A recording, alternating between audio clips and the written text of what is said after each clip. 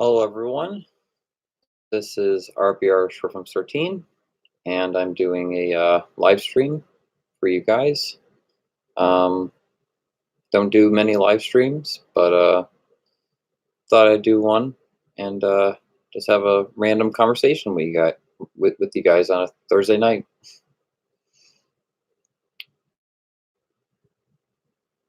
My day was okay.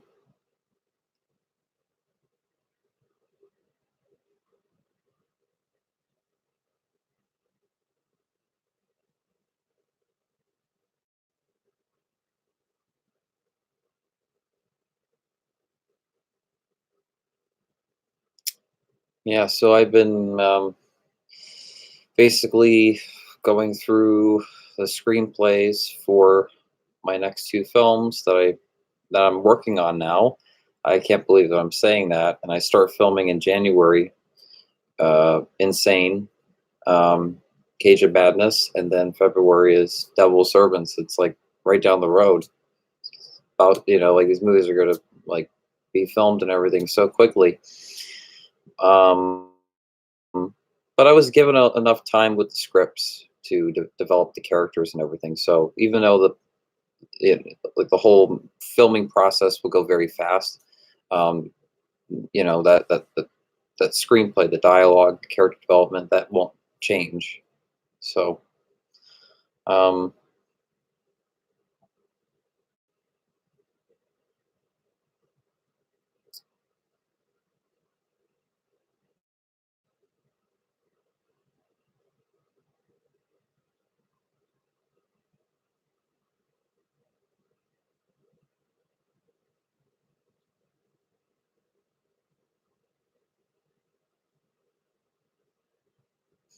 it's always awkward when not many people are commenting on the live chat. It's like barely anyone. It feels like I'm talking to myself.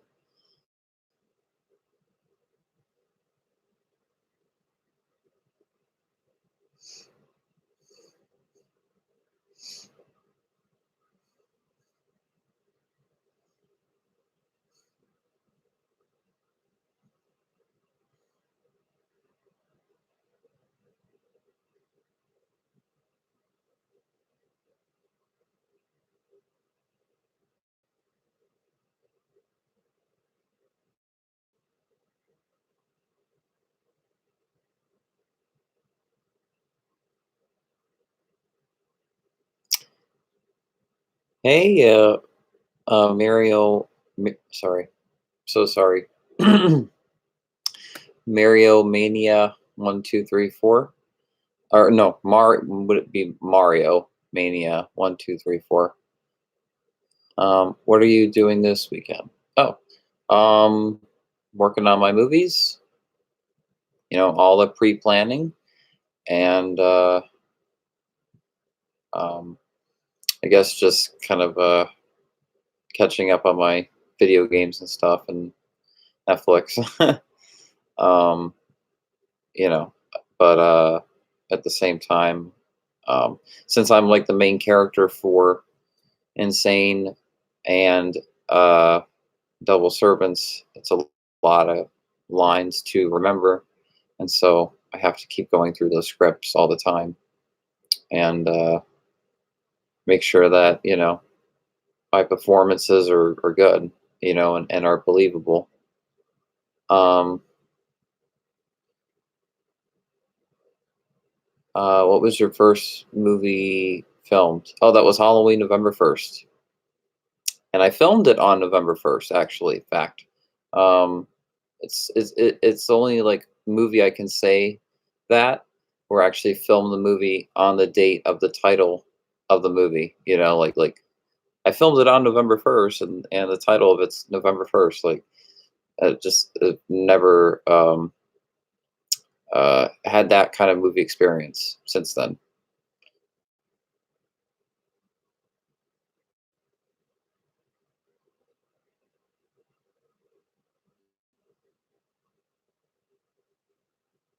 So Mario Mania 1 2 3 4. Like, what do you think about this whole new act policy YouTube thing that came out. I don't know if you watched my latest video. I didn't get many comments from people on that video, which was sad because I just want you guys to, like, talk to me, in the comment section, like advice of what I should do to keep my channel going, because I think some of my subscribers are freaking out a bit. Um, and then that makes me really concerned.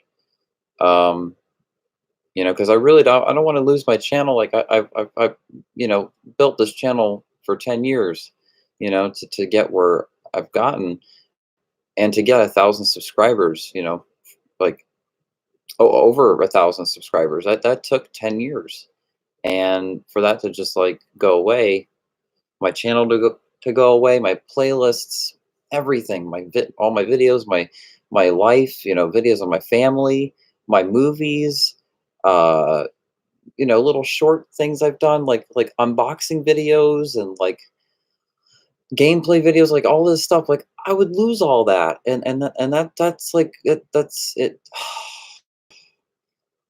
It's so frustrating because it's such a scary thought of like the idea of my account being gone, and I'm trying to like stick to the guidelines of YouTube, and I hope it's like enough, because I've added age restricted to my films, all my films, and also the thing is all the movies that I made where there's minors in it. Um, I was a minor when I made those movies. I was their age or just like a year older or a year younger compared to which actor I was working with, depending on which actor I was working with. And I always got the parents' permission. I never got a complaint by any of the parents. No parents ever called me and said, "Remove my son or daughter from your movie." I never went through that. I think I went through that process probably a couple times, um, but it's very rare that ever happens, and it hasn't happened to me in years. So it would be such a shock, um, because I just try to respect, what any of those actors left behind, whatever their artwork, whatever they contributed. I just want to leave it at that. Whatever went on behind the scenes is nobody's business. It just like it just causes too much chaos, and um, these movies are just, these are these films, and from entertain you guys, and that's all that there is, and that's all you need to know. Um, I think it's scaring a lot of smaller channels. Yeah, because I'm a smaller channel, and I don't have a Google partnership. I'm one of those channels where they could just, boom, you know. YouTube is being very vague about the new rules. They are, and then that's what's even more scary. Is that is that they're being vague, and they're being this serious about removing so many channels like mine. I think most will I think most will be fine, not something to worry about too much, in my opinion. YouTube definitely needs to be more clear, though. Okay, so your opinion, I guess you think that my channel will be okay? Are you, like, so basically, if my channel wasn't that much danger, I would have gotten a lot of comments and a lot of um, responses from people if it was that serious. So people don't think that really this is a big deal and that my channel isn't going anywhere, I guess. Um, but I've been consistently freaking out because of their whole policy stuff. Like, is like so hard to follow, and so much of it's confusing, and trying to understand it. And, uh, it just, it would just suck because I don't have my own website, and I don't have the money to make my own website. So, this is like the best platform at this time of my life right now. And it would just, where would I post stuff?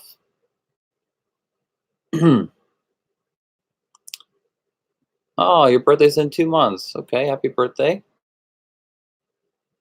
In my understanding, as long as you clarify that your videos are not intended for kids, you'll be fine. Well, yeah, I mean, they excuse me, they asked me that. YouTube asked me that like about a week ago, where it just happened on my when I was on YouTube, where like this thing appeared. It's like, oh, you have to, pick these three things, and is it made for kids? Is it not made for kids, or something like that? And I put no, it's not for kids. Like, that's what I entered for my videos. So I don't know if that automatically reads that my videos are not for kids. Because I've gone to some of my videos where it showed that yes, it is for kids, and it's like I had to manually do it myself, change it to no, it's not for kids and age restricted. It's like they intentionally want this to be this difficult for us to remove the content that they want us to remove because they just want to remove us, you know?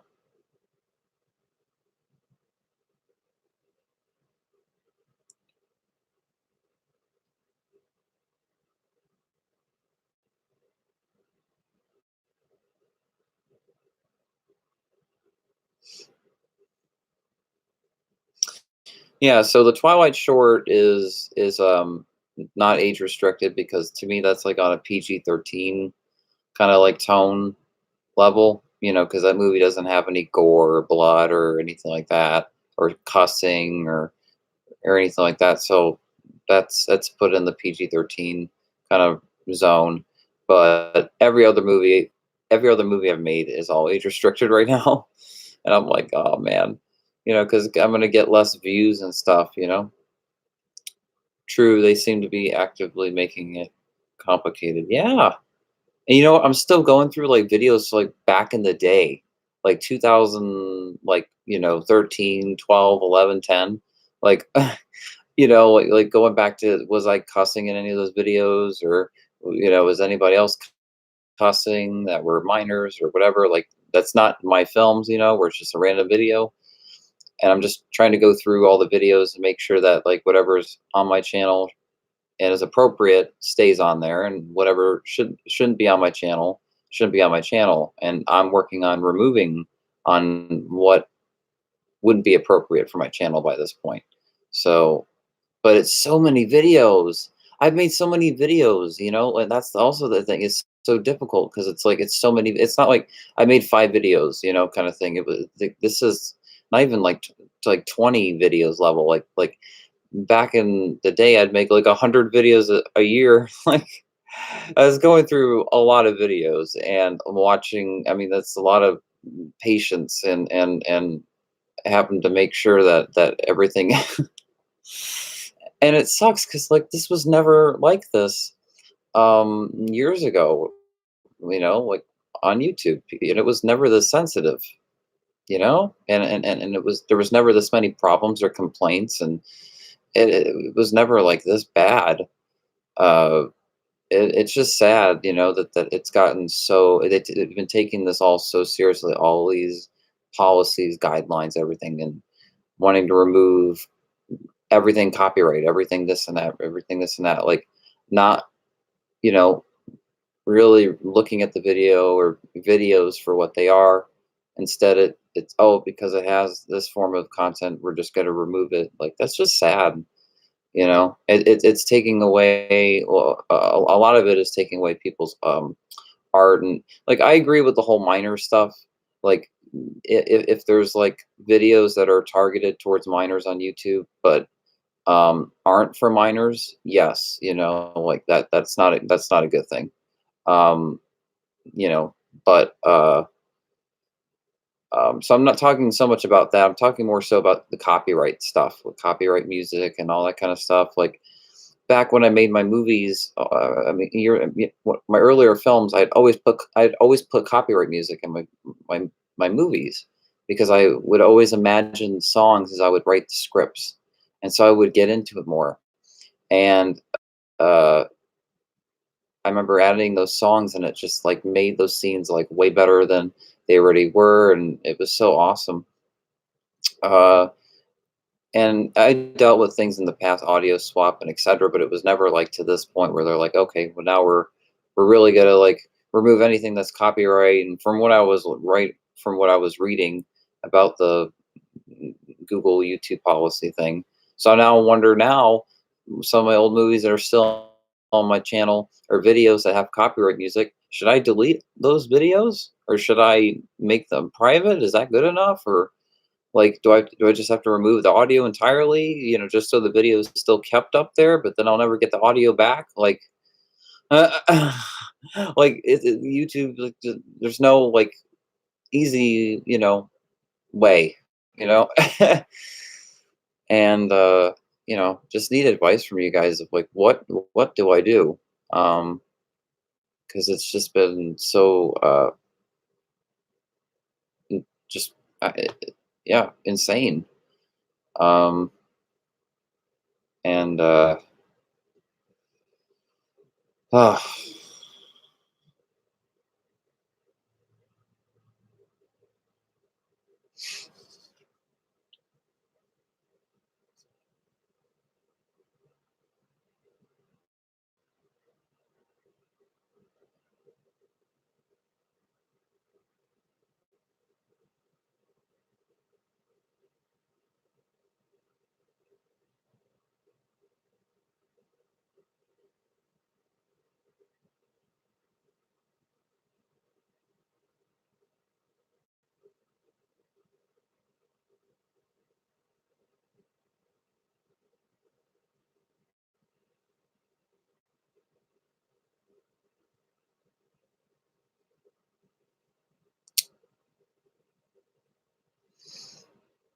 hopefully I can get more viewers into this live stream and more comments. More people chatting in the live chat. It's just always like awkward when no one's talking, and I'm just like sitting here, and I know everyone like is watching me. It just it feels so much like I don't know how to explain it. I wouldn't delete anything unless you got some type of strike or warning. Okay, I mean here. Okay, here's the thing: is like YouTube. What they'll say basically anytime I upload a video, like one of my movie trailers that has a copyright song or something like that. Um, and uh, uh, um, I wouldn't delete anything unless you got some type of strike. Yeah. So with the audio, it's like they'll say, "Oh, well, this doesn't affect your YouTube account. This doesn't affect your channel or anything. It's just ads may appear or whatever, but it doesn't affect your channel." So I've never dealt with that with music, copyright music, where they're like, "Oh, we want to remove your video," kind of thing. It's just like it's blocked in all countries, or it's blocked here, or we're, etc. But that's it, though. I mean, I'm definitely worried about that, but it would just be so wowing for YouTube to say, "Oh, there's minors in this video, da da da da," and it's like I was a minor. If they go back to one of my videos of just me, you know, when I was a minor making a video, and they're like, "Oh, you were a minor in this video. You need to remove it." It's like, so you want me to remove videos of myself? So that I mean, if we're getting there, like with YouTube, that's really sad. Hey Ryan, it's been a while since we talked. Yeah, yeah. Hey Austin. Hey, what's up? Austin Turner, what's up, dude?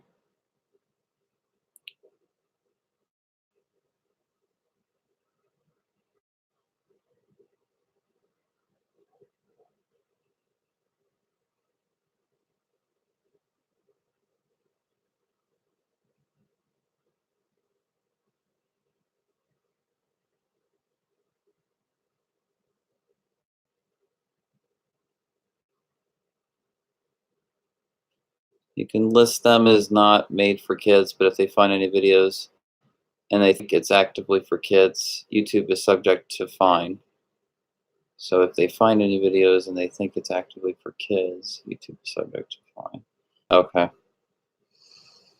Yeah, so basically all my movies I put age restricted and that they're not for kids. Like, is that enough? You know, I mean, do I have to like go back to so many of my old videos of just me talking or friends on my videos, and there may have been a swear word or something that someone would find offensive today or something. Like do I need to just delete all that because I've just been going through so many old videos, and it's like, oh, I don't want to remove this, remove that, but I don't want my channel gone.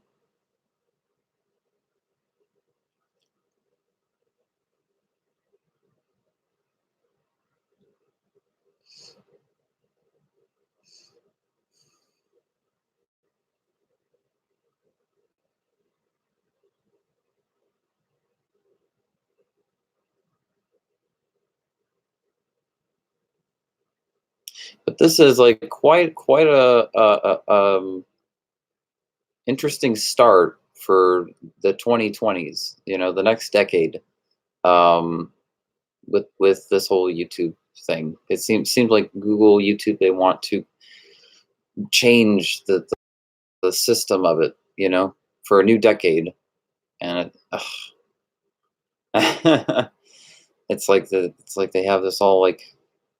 Well, I know that new a lot of new people took over YouTube, so that might have something to do with it.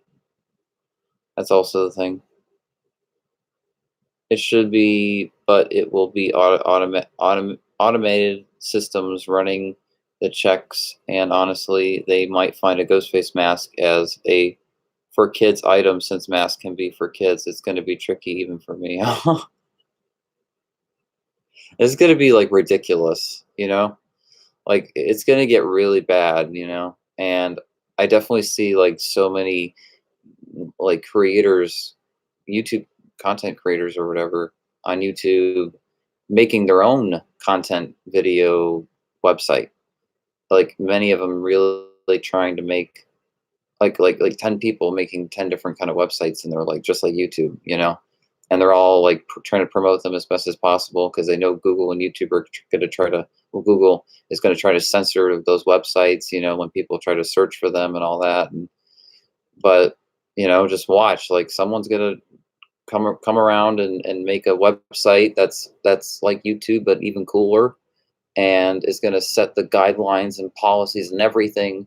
So way better and easier. They're gonna make videos that like everything makes sense. You completely understand what you should and should not do on the site. Once we have that like website, that all of us like um, uh, content creators, can go to, and then that's great. I mean, YouTube was, a decent site, to make, videos and stuff for a while, despite like some of the copyright things. But now it's getting really out of hand, and I'm just kind of freaking out. I don't know what's going to happen to my channel, and it would just suck to lose all my subscribers, lose all you guys, like this, and all my videos, and just like, oh, sorry, Arbor Shrimps 13 account has been uh what would they say? Maybe suspended, or they probably would put uh removed due to this video, or something that about like this about this content or something. Like that would be like the most saddest thing ever. Really, it would be one of the most saddest moments of my life, probably, if that ever happened. And it would be like I'm already in therapy, but I would need more therapy. I mean, that would be really bad. Um, there are new websites made by a YouTuber called Storyfire, which acts like old YouTube. It just hasn't blown up yet. Yeah, see, that's the thing, is like there's no website that big yet where a lot of people know about it and a lot of people are on that site, you know? And it's not like the kind of site that can take over. A lot of these sites, I mean, I've tried a lot of other, videos, streaming, I mean, not YouTube, but like other video sites like YouTube, and it was like, I was able to do less than what I could do on YouTube, and I would have to pay a certain amount, to make videos. I mean, not to make videos, but to be able to upload videos and certain sizes of the videos and all that kind of stuff. And it was like, oh, screw this. If I have to pay for it, and then that's where YouTube gets you because it's free, and you can get all these views and more than you would have with that website. Just your account has been permanently removed due to misconduct of your content listings is what I can see them saying. BS. Yeah, yeah, yeah, something like that. Like I'm not one of those YouTube channels where I got millions of subscribers. I'm not one of those big channels that has a partnership with Google and make is uh where Google is making profit off of my videos, and they want me to stay on the site. I'm one of those small channels that kind of does everything outside of the Google partnership and does my own thing with my channel, and they probably don't want that anymore, and so they want to remove channels like mine. And what can I do then? Uh, keep on creating new channels that they keep removing. I mean, what good does that do? And it's just it's so sickening. I really fear for the channels that are relied on to eat every day. Yeah, like this is terrible. The way that they're handling this, YouTube setting this all up, all these guidelines, like it's terrible. You know,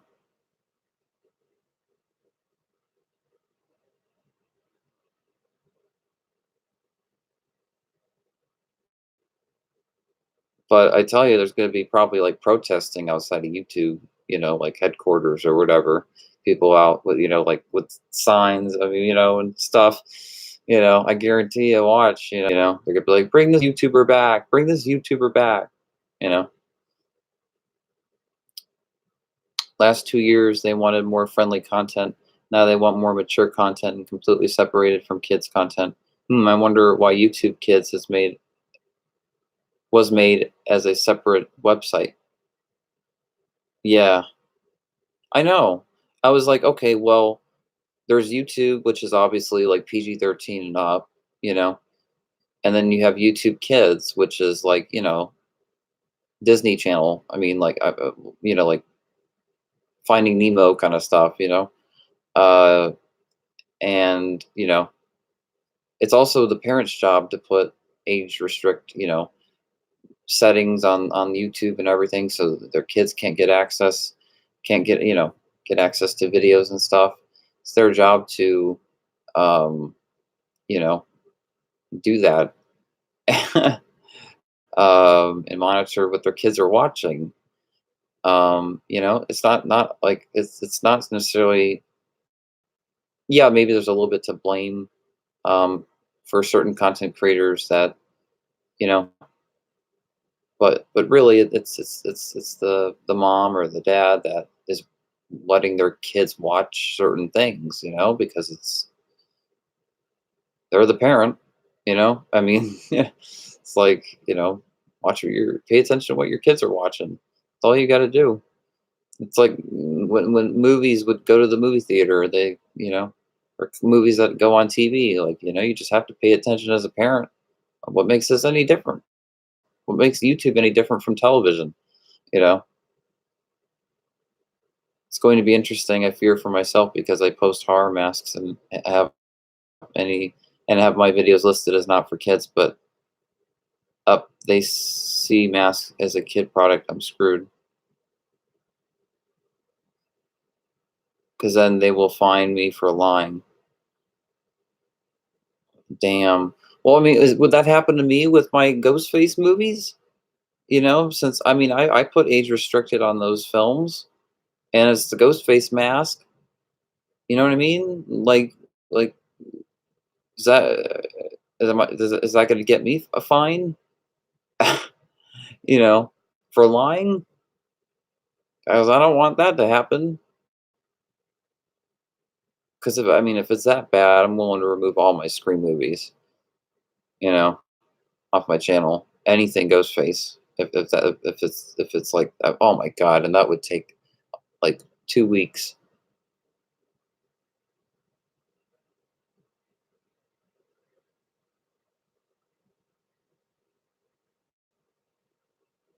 I mean, talk about a living nightmare. This is a living nightmare.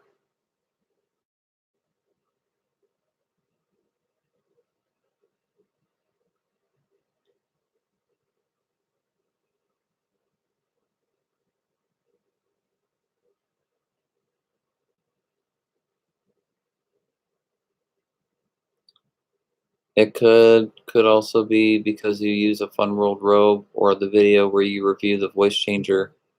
It's all hearsay at the moment. I'm going to stand firm until they try something.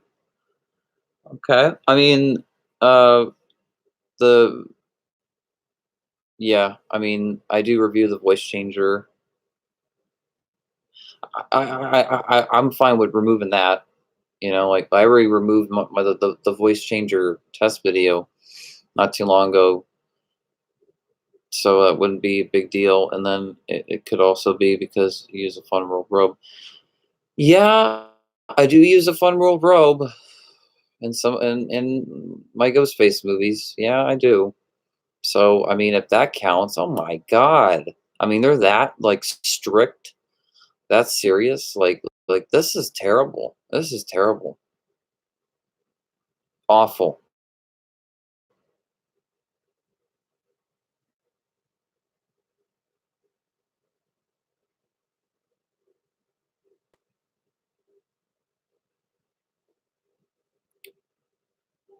And it's like a lot of people they don't know what to say about this. Because it's such a speechless situation.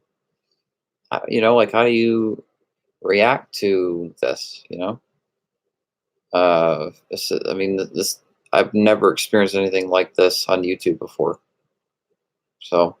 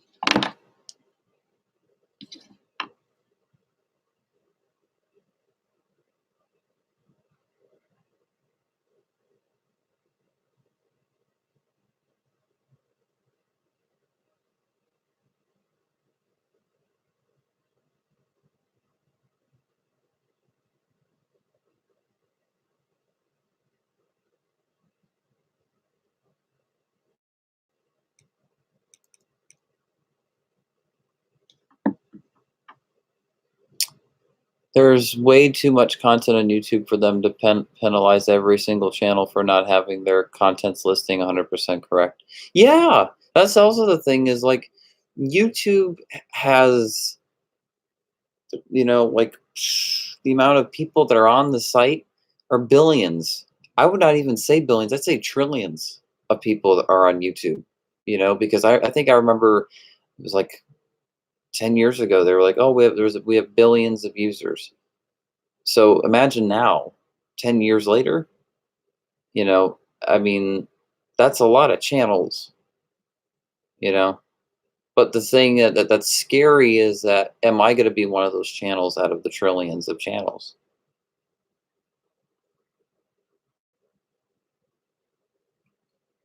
I don't want to be I don't want to be sued from YouTube for something in my video where it's like so ridiculous, you know.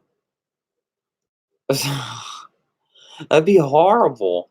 I mean, like, I would never. It would feel like a dream because I would never think that YouTube and the whole, you know, putting your videos on YouTube and that whole thing, and it turning into that kind of chaos that it could go that far, you know.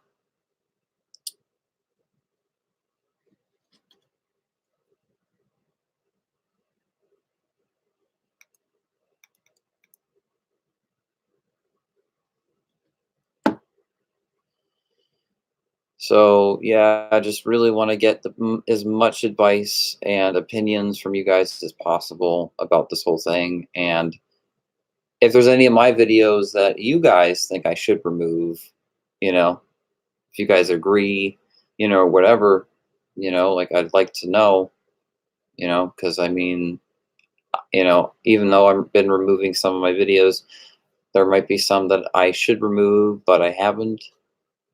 And so, it'd be helpful to, hear more and more from all you guys about this stuff. Yeah.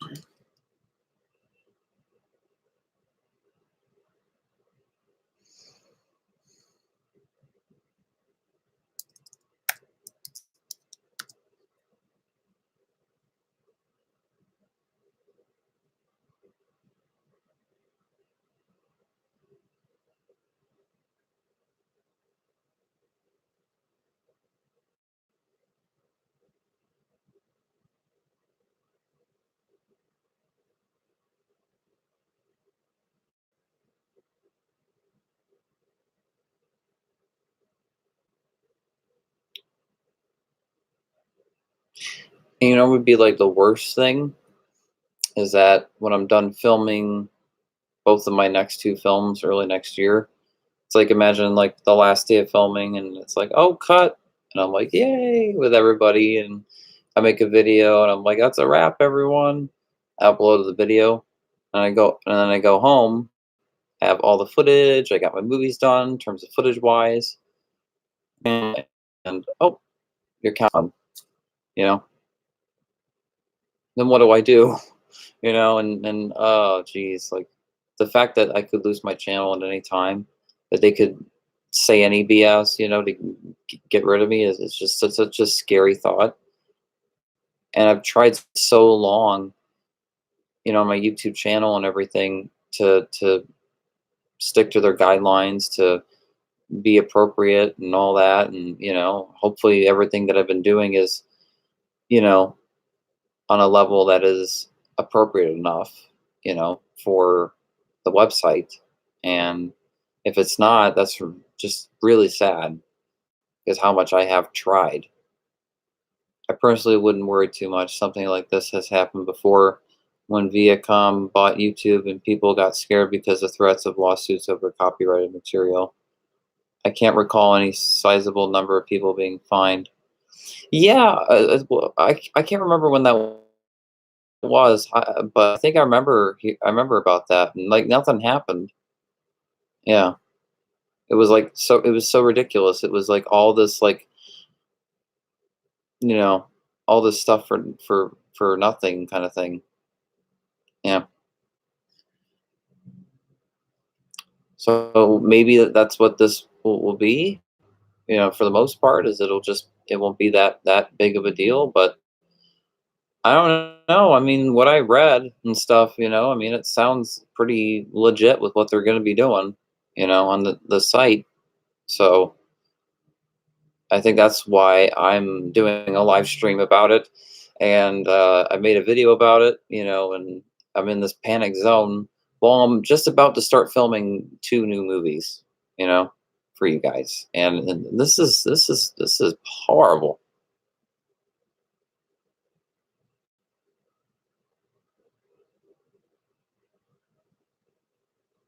And you guys don't always see me in my videos like getting all rattled up, getting mad, getting really upset like this. Um, but it just, there's only so much as all of us YouTubers can take, with all of this policy stuff, and it reaches a point where all all of us get tired of it, you know? Especially when we see so many of our, like, you know, subscriptions, they go through even worse, or like so much, and like how much we cheer them on or whatever, and then they lose their channel, and we're like, well, that was ridiculous, and then it's like, oh, they're going to be looking for the next channel to do that. you know am I going to be one of those next channels?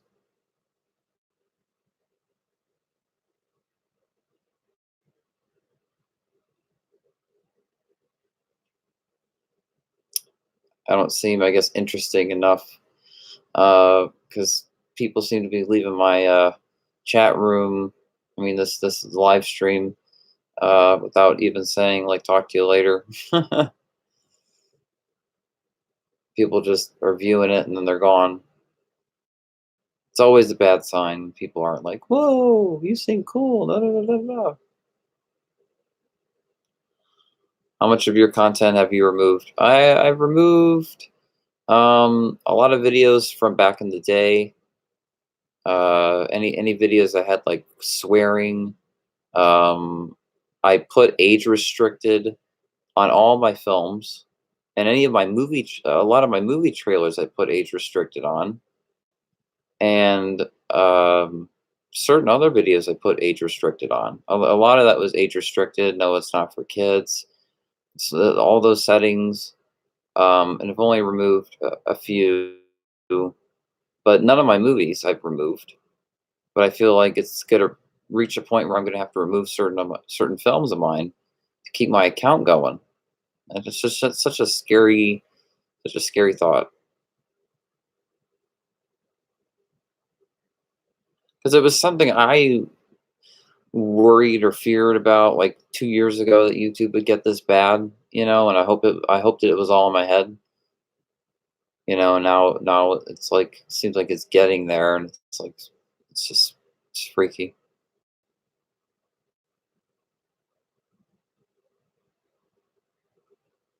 So I would say 20-30% of my content I removed. I wouldn't even say it like that much, because I have a lot of content on my channel. So 18%, 17%, 16% of content, around there. Yeah, it's ridiculous, and I almost wish that, like, you guys could, like, I know that's a lot to ask for, but I wish you guys could, like, rewatch all my videos from, the past and everything, and then comment on my old videos and say, "Oh, this video has this in it. You should delete it." You know, it'd be so easy to just, like, know exactly which video to delete. I wish there was some system that had this whole thing set up that was like, "Oh, this video reads, this, and this thing reads this video, your video, and this thing reads your video," and it tells you exactly how appropriate, inappropriate, your video is, or whatever. I don't know. This is just ridiculous. I honestly think you'll be fine. You're doing everything correctly. Thank you. Thank you. Thank you. Yeah, because I don't have time to worry about it. Like, I'm working on two new movies right now, and uh,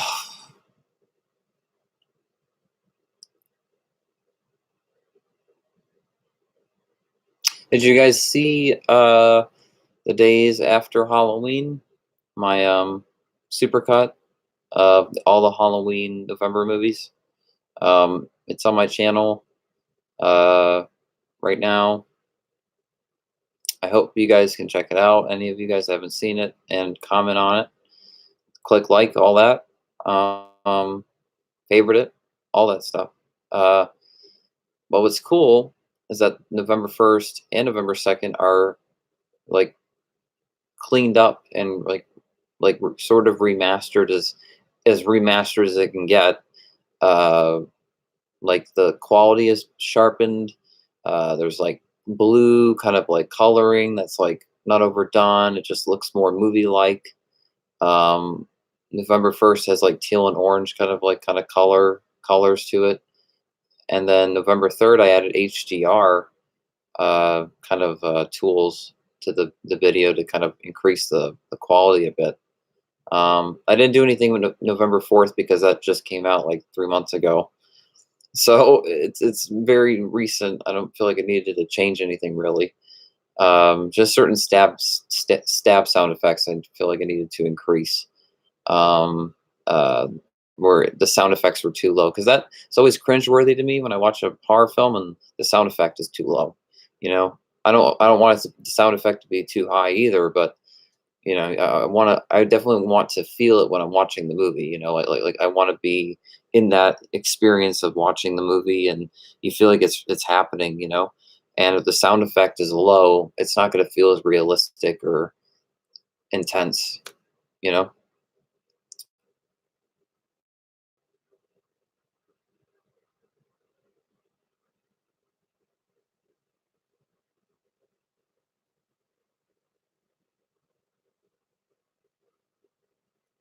Yeah, I caught that yesterday. I love how consistent it is. Good attention to detail regarding continuity. Oh, thank you. Thank you. I mean, that's definitely an important thing to pay attention to when you're putting like four of your movies together into one film, and trying to make it feel like one movie, and not make the tone overwhelming, and to have everything feel, you know, um, just not like out of order, you know, to where everything feels the way it should feel, And I don't know. I just I look I go back to November 1st, November 2nd, and those movies are 10 years old, and they needed to be cleaned up, you know, and they were good movies. They just needed to be remastered. I think they needed to be fixed up a bit with music, sound effects. I didn't want to like change the entire movie by any means, but I felt like it definitely needed to be fixed up a bit because I was 14 when I made those movies, and I can do so much better now. And if I was able to edit those films and you know color them and all this kind of stuff and make them look and sound better than they once did, I certainly wanted to do that, and put them together with all my other Halloween November films that were, of course, superior than the first two films. So it's great that people can watch it as one long movie, um, and I'm proud of those movies and all four of those films. It was in a 10-year, you know, everything. Yeah, because November 1st was made on November 1st, 2009. Then it came out December 4th of 2009. Then I went ahead and made the sequel right away, which is it was at the end of December because it got a lot of likes and comments, and I got a lot of subscribers when that movie came out. A lot of messages from people, and they're like, "This movie's so cool. Make another one."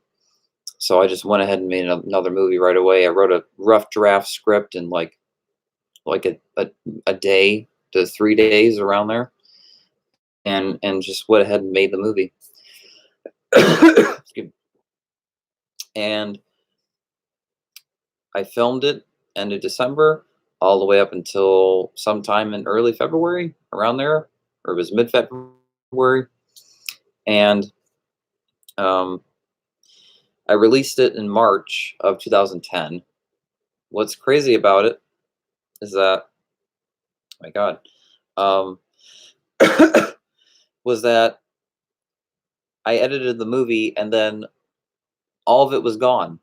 I literally I edited the whole film, and this is me at 14 editing on my MacBook and like setting it down on my desk, and just going to sleep, waking up one morning, and my entire timeline project is gone. All the videos are gone, the music, the sound effects, everything that was timed right, all gone.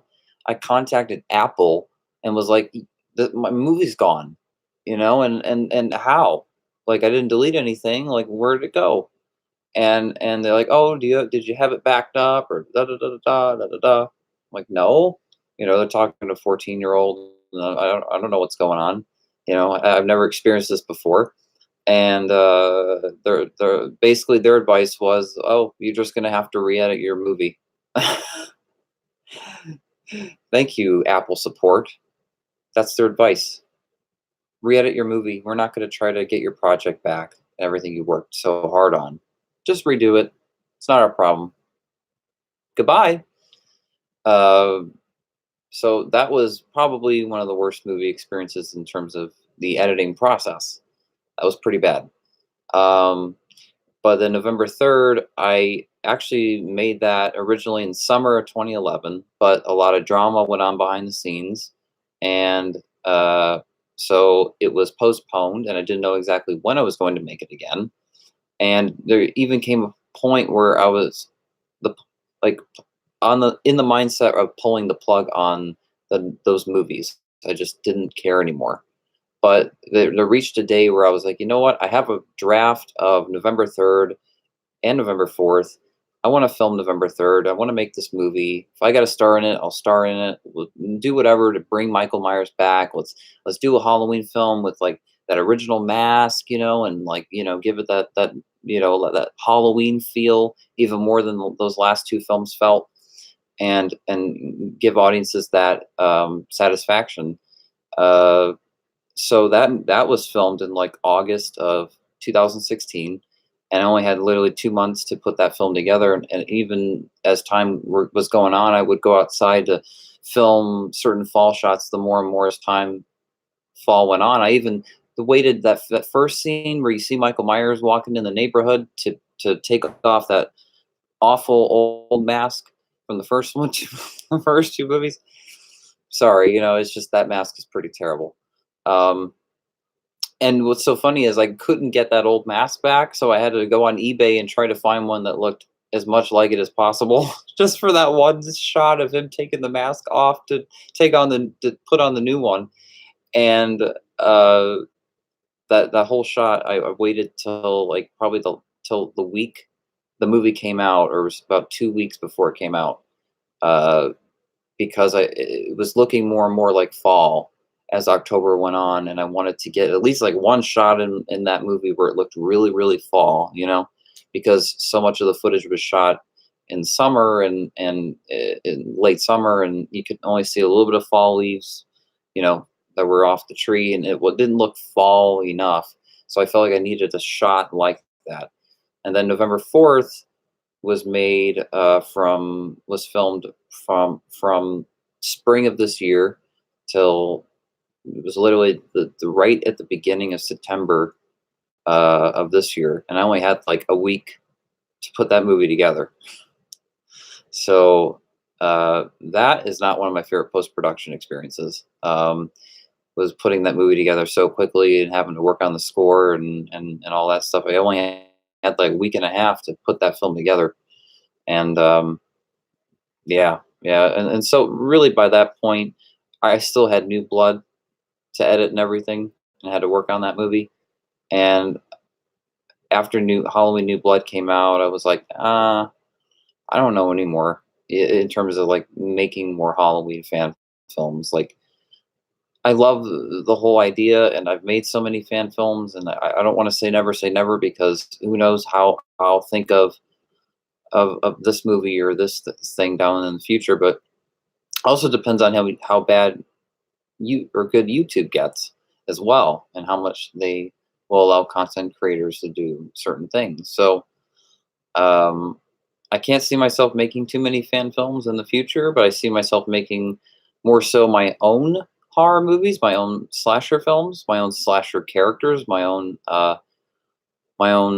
villains, and other movies as well, other kinds of movies as well. Um, and having to get used to that, because if so many of us that have made fan films are going to run into, oh, we want to remove your video because it's a fan film kind of thing, or because it has this costume or mask or prop. All of us will get so sick of it, and we won't even want to deal with the whole YouTube guideline thing anymore. We won't even care if we lose our channel, because we won't even be able to do what we set out to do in the first place. creating this channel, creating the channel that we created.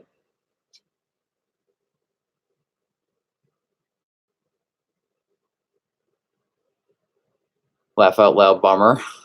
That's funny.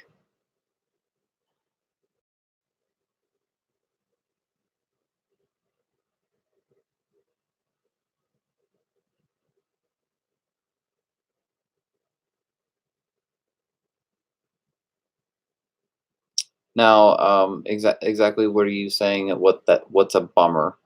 Because I was saying quite a lot of stuff, so I don't know exactly what was a bummer. Because a lot of things I was saying sounded like a bummer.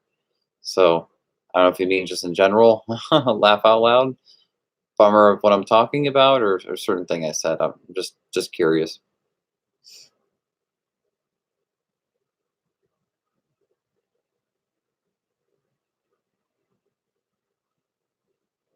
The Apple story, I know.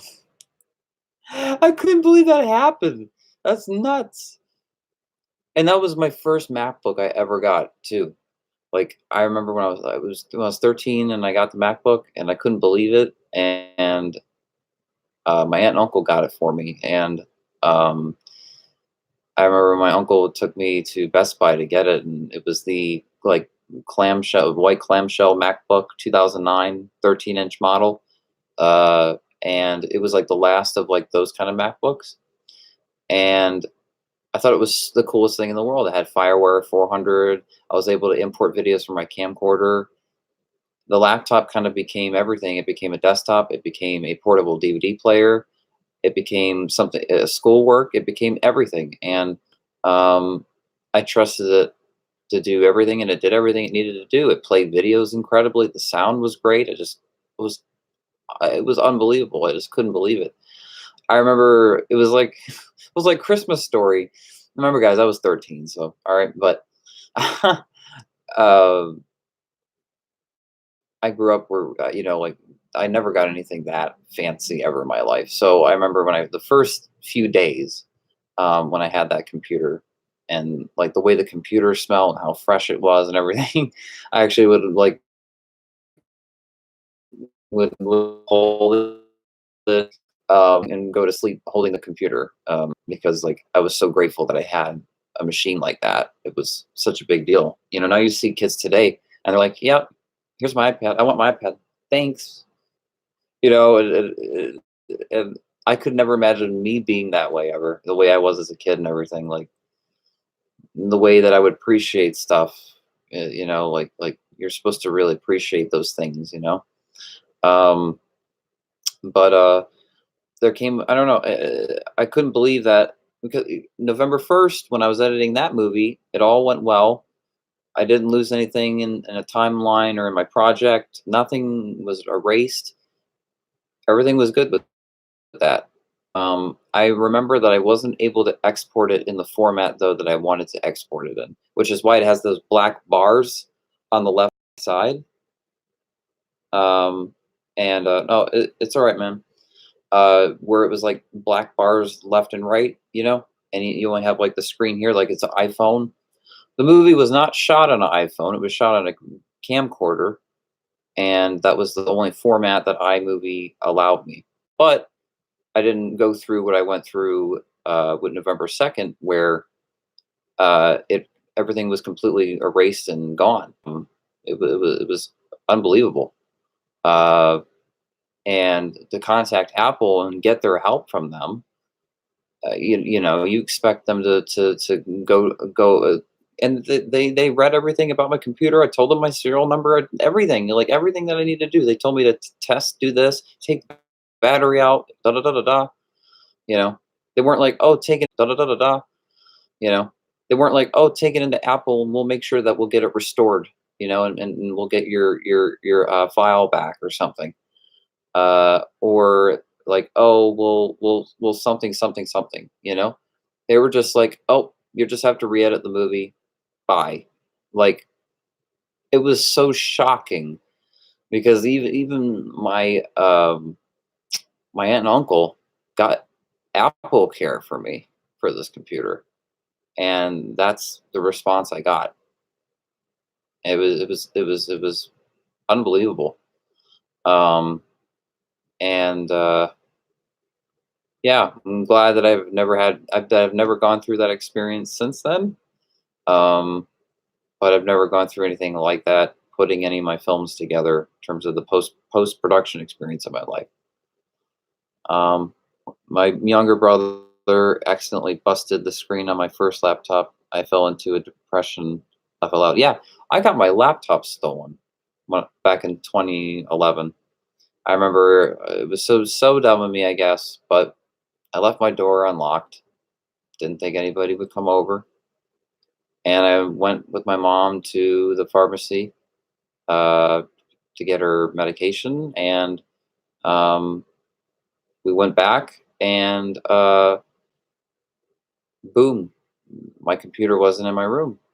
And right then and there, I just knew that I was robbed, and I couldn't believe it because uh, you have to go through it to know what that feeling is like to be robbed, and it is like honestly like I can't think of a worse feeling than that, like to be robbed.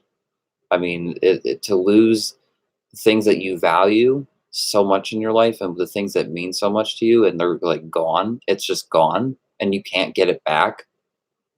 It's a really horrible thing to experience, and especially when you get something, when you're stolen, something stolen from you that was extremely fancy. It wasn't like a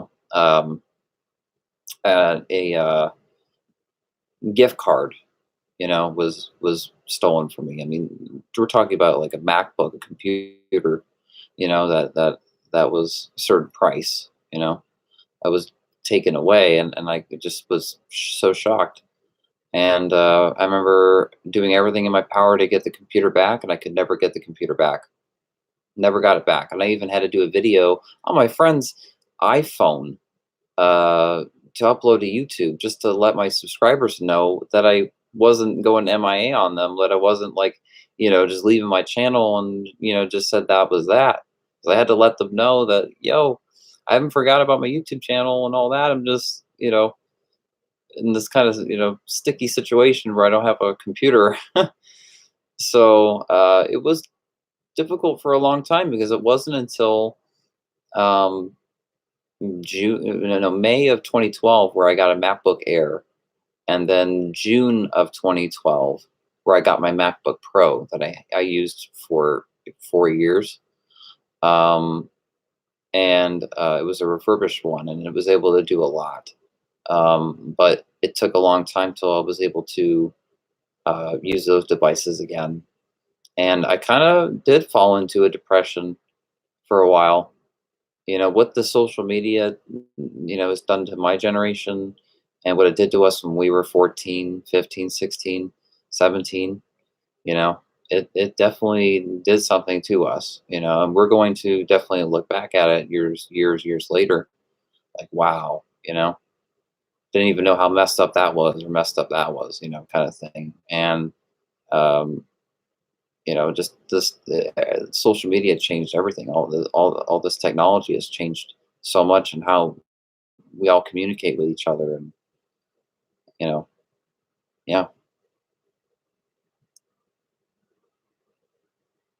But I'm grateful now. I have an iMac, I have a MacBook, and none of them have been stolen. And I've been able to make some pretty good movies. I hope lately, that I've been making, and movies that I'm making now. And I have these computers to be able to put together really good movies.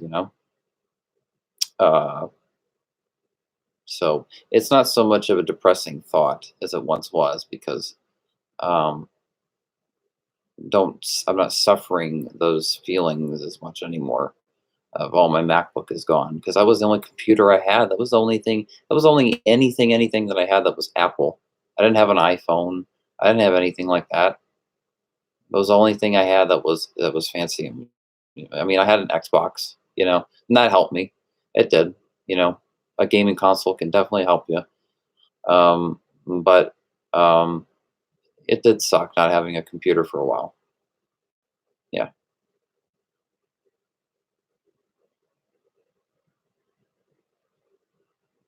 Because you think that, like the computer being taken away from you or something like that, and you happen to literally look for other things to do would actually like make you like be less depressed because you're away from all that social media. But it does exact opposite. You actually miss the social media. You miss, talking to a bunch of people online, and you miss the content you were able to create, and I mean, be able to do all those things. Um, yeah, uh, it's like that. You don't know how good you had it till it's gone.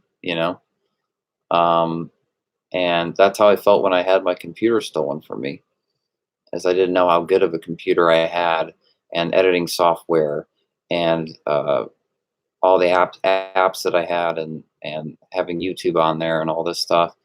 Didn't know that I had it that easy for a long time. I didn't think about it for a little while, and yeah, but it put me in a depression more so than making me stronger. It didn't make me stronger at all. It did the exact opposite. And it wasn't until I got MacBook Pro, well, my MacBook Air, and then a MacBook Pro when I was 16, where I put more confidence on myself a little bit more, or kept myself going better, or had motivation in my art more, um, or whatever. Uh, because those devices become a part of your life, and to not have them after they've been in your life for a certain amount of time and how much they've helped you, um, but certain things that you've always wanted to do your whole life, you know, yeah. Yeah.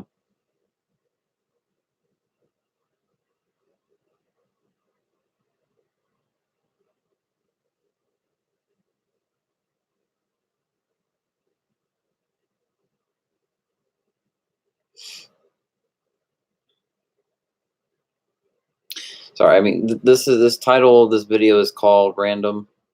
Um, you know, Random Thursday Night Post, and I'm talking about random things, I guess, because this is random. I'm being random. So if I'm going on to random rants or talking about random things, it's just because this is a random live stream. Seen any good films lately? I saw Parasite recently, and it's perfect in my opinion. No, I've not seen Parasite. Um, might see it. Uh, have I seen any good films lately? Well, The Irishman. Which cool thing about this is I didn't see The Irishman on Netflix. I saw it on the big screen, and I saw it with an audience that clapped, applauded to it. I got to have that experience with The Irishman. I didn't just watch it at home, and just and that was that. Like, I actually got to experience it, through a cinematic projection, and I enjoyed the film so much for that reason. Like, I knew I wouldn't have liked the movie as much, or had as much of an enjoyable experience had not seen it on the big screen. But there are some movies that are some of my favorite movies of all time that I never saw on the big screen. So, it depends on the film, of course, but the big screen projection and sound definitely added a lot to it. Joker was amazing. I mean, if you count that recently, I can't believe that surpassed The Dark Knight. I mean, whoa, and it's rated R too. How does a rated R flick surpass The Dark Knight, right? It's pretty groundbreaking, pretty remarkable, to pull that off, you know.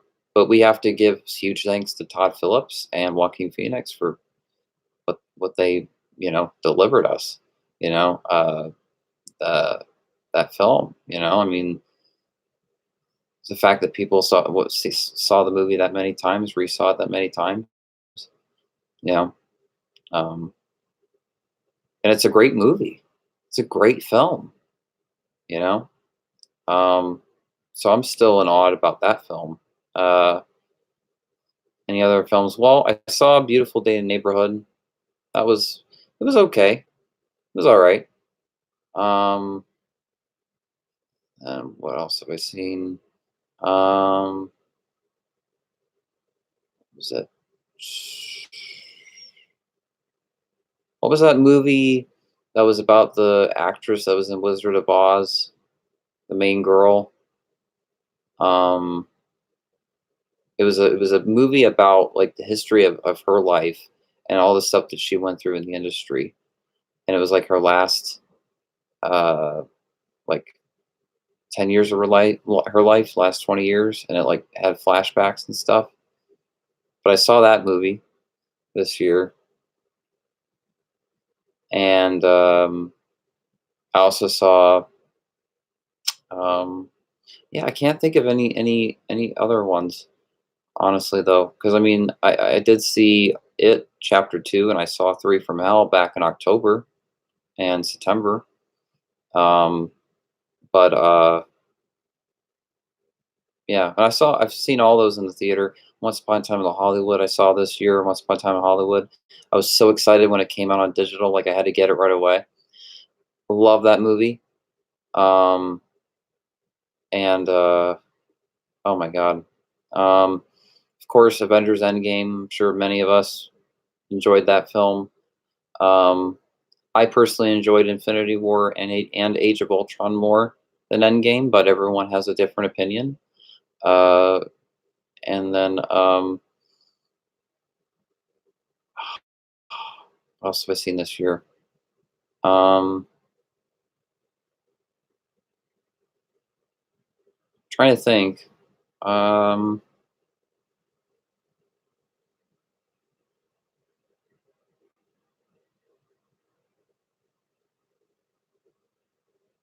yeah, I can't think at the moment, but yeah, I've definitely seen a few movies this year for sure.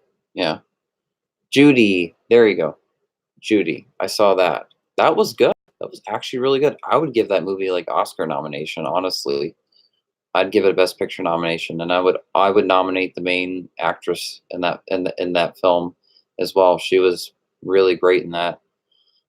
Um, and I really don't know what to expect with Rise of Skywalker.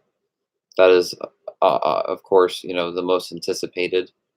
Um, but the thing is like I'm not. I'm excited for it, but I'm not excited for it because if those leaks that have came out, which I'm not going to spoil anything to any of you guys, but if those leaks are true, this movie's going to be horrible, and in fact, could be one of the worst Star Wars films. Right? Really.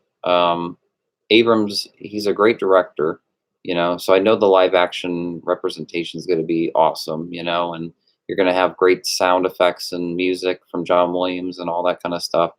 So that's all going to be there. But from what I've read about the leaks, horrible. And it's really disappointing. And I can't believe the series could end like that.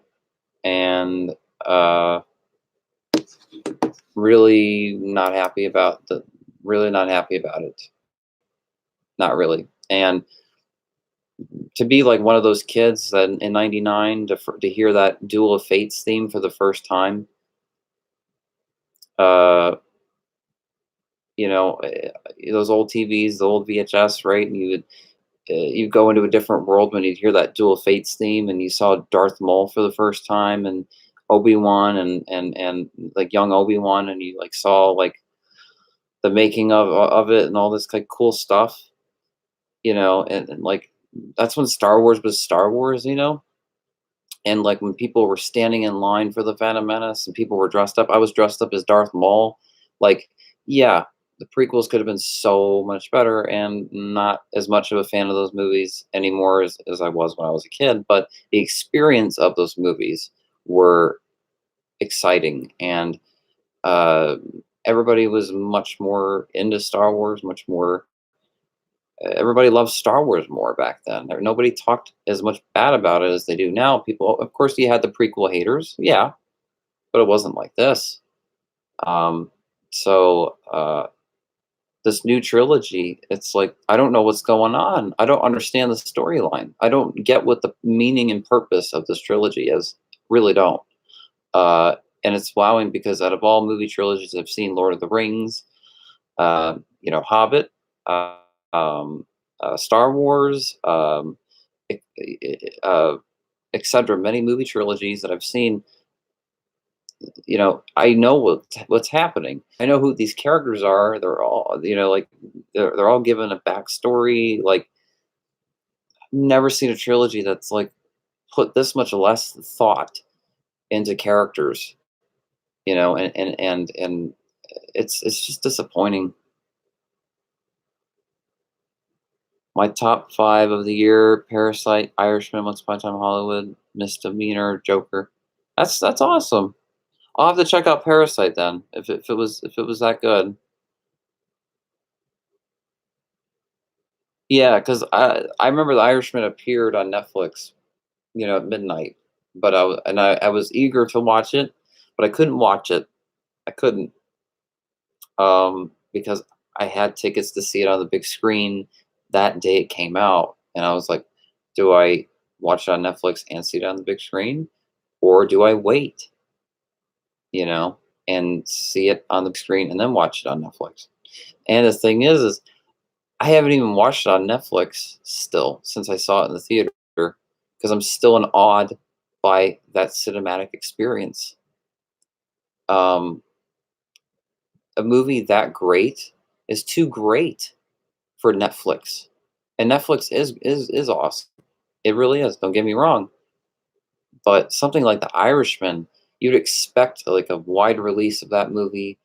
You expect for it to be able to make extreme amounts of profit, like at the box office, and then it comes out on DVD, Blu-ray, and then goes on Netflix, at some point. But for it to just boom, be on Netflix, like that, it's too great of a movie, and it's sad, because that's not how you view movies like that for the first time. You don't. um, Going to movies as a kid and those experiences. I mean, could you imagine like seeing Avengers Endgame for the first time at home? Like maybe some can, but no, you have to see those movies on the big screen. You have to get that experience with the sound and be with an audience and be there when everybody applauds at the end and you hear people rooting and cheering, when Captain America holds the hammer for the first time, everybody's going nuts. You don't get those experiences at home. You don't. And those experiences when you watch it with people, you know it's such an exciting thing because like so many people are like on the same level you are. Everyone's watching the movie, everyone's invested, loves these characters like you do, and it's such a cool experience, and you can't get that at home. you know do you think I can be famous? Of course. Many of us can be famous, as long as we set our mind to it and we work hard, to get to that, and that we practice and practice and practice, of what we're trying to do to become famous. Um, and, anything that you're going to try to do to be famous, or if you're trying to be famous, it's not going to be easy. And, because you're going to have to go through a lot of challenges and things to um, be famous. Uh, some people get lucky and they get famous very easily over cat videos that they film with their cats or dogs, or they'll use instruments. They'll use utensil, or not utensil. What would be just objects in their home to make like instruments and make their own music with objects in their house. And some people will get tons of likes and millions of subscribers for that kind of stuff. So it really just depends on what you're trying to do to become famous, because I guess there's some things you can do creatively that are small and you can become famous that way, and then there's certain things that you have to do. um, yeah, yeah. So a lot goes into that of like being famous, and it's a long process, and you have to like keep it to consistently be famous. You can't just become famous and then stop. You have to keep going and keep going. You can't stop at what you're doing. Um, it's strange how lots of people want to silence and discredit people's criticism and opinions on the new Star Wars films. I know, I know. You know what? Because we're right. We're right about this new Star Wars trilogy. We know it sucks. We know that it's not Star Wars, and that George Lucas would never approve of this stuff.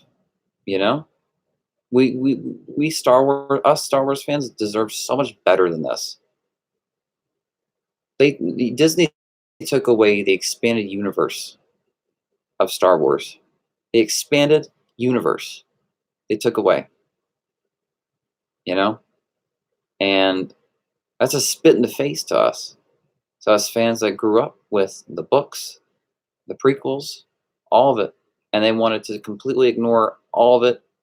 When they were making Force Awakens, they only wanted the original trilogy to be canon. You know, and their whatever they were trying to do, and that's sad because those expanded universe books, a lot of them were really great, and in the books, Han and Leia had two kids. They had twins, and Luke had like he was like he never gave up. He was always a Jedi master, right? And he always had tons of apprentices and stuff, like stuff that we would expect for the new trilogy. Not one of those things happened, you know, and that's why it's disappointing to so many of us, because they don't know how to get it right.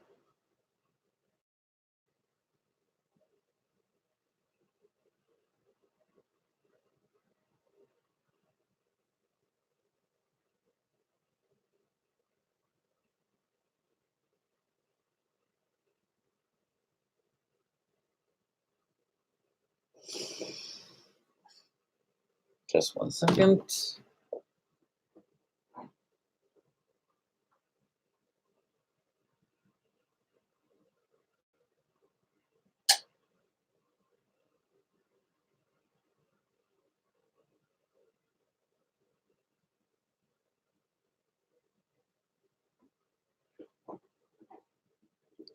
Okay.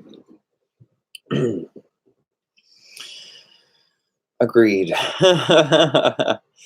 It's good to know that I'm, not the only person that has that opinion about this whole Star Wars stuff. Because I seriously like when the Force Awakens teaser came out, I was so excited. I was like crying. When they had that reveal at the Star Wars celebration in 2015. That trailer was so epic. Oh my god, they made it look like it was going to be the best Star Wars movie. Um, and then when that final trailer came out, I was like, "Whoa!" And even when the movie came out, I was happy with it. I I, I didn't like the whole kind of like reboot of the original kind of like scenario thing, them like replicating the original film. But seriously, how many other series have done that before? Uh, um, I thought it was really good, and I loved Kylo Ren. I loved like his mask. I loved the voice, his cross guard, and like like when he's fighting Finn in the forest and the snow, and like there was some really cool stuff in there. You had like some cool Han Solo stuff and Chewbacca action, and um, the story, even though it could have been more original, it made sense. Uh, and It felt like the old movies. It felt like Star Wars. It felt like a Star Wars film. It didn't feel disjointed or like out of place. It didn't feel disconnected from Star Wars. It felt like Star Wars. And so like when you had the Star Killer planet, that was very Star Wars. And Jakku felt like a planet that came out of the original trilogy. So that was it was an exciting time for Star Wars fans. Even when Rogue One came out, I loved Rogue One. I thought it was great. It wasn't until The Last Jedi, because I remember even when the promotions for The Last Jedi, the trailers and stuff, it looked like it was going to be the best Star Wars. I was so excited, and that disappointment that I felt when I saw the movie and everything, like, oh, then I knew exactly how people probably felt at my age when The Phantom Menace came out, uh, or Attack of the Clones, one of those movies back in the day. I wonder if like that's how they felt about it. And I'm sure they still didn't feel as bad as how people felt about Last Jedi, because they still didn't spit on Luke's character and all that. Um, and if anything, we saw Yoda kick ass, which was cool.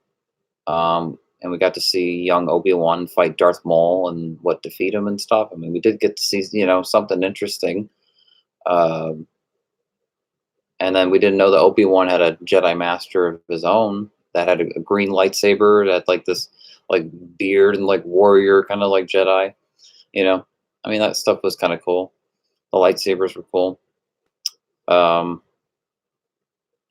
and the whole slaughter scene with Vader, with the rebels and stuff in Rogue One, that was such a cool scene. And I had so much confidence in Disney by that point with Rogue One. How great that movie was. I was like, wow. Like I can't imagine how great the next film they make is going to be. I couldn't believe the Last Jedi was the way it turned out. And then I skipped Solo.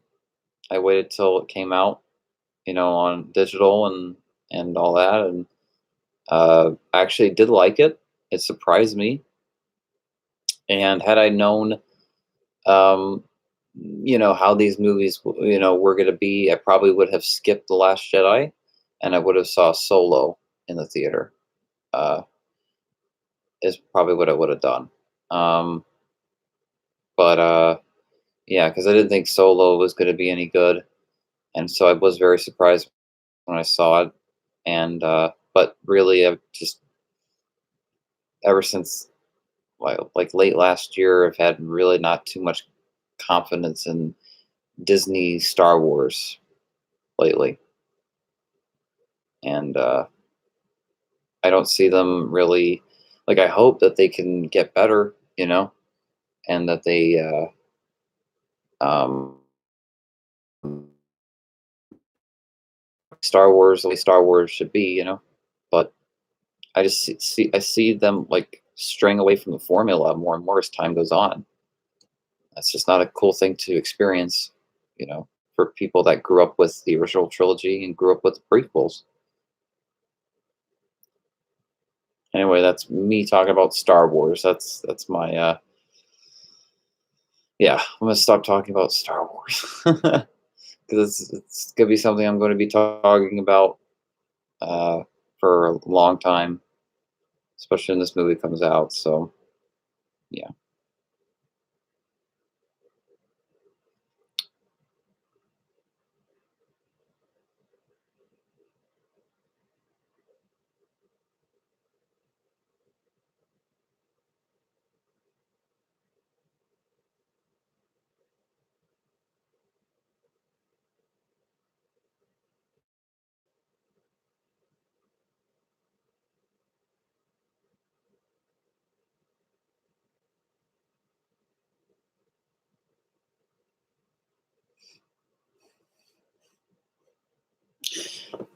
My favorite Christmas film. Sorry.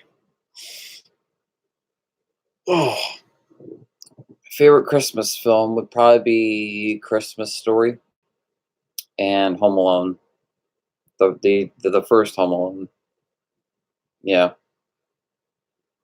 I'd say Home Alone really, but Christmas Story. Like I have a lot of memories of that movie as a kid because every Christmas Eve that movie would come on TBS every Christmas Eve from 7 p.m. till 7 p.m. Christmas Day, and it was so exciting because I'd be opening my Christmas presents, but when I would hear the Christmas Story movie come on and I'd hear that music, I would run immediately to the TV and have to watch, something of it or watch the movie. It was like I loved it. I loved it as a kid. I loved it growing up. Thought it was a fun movie.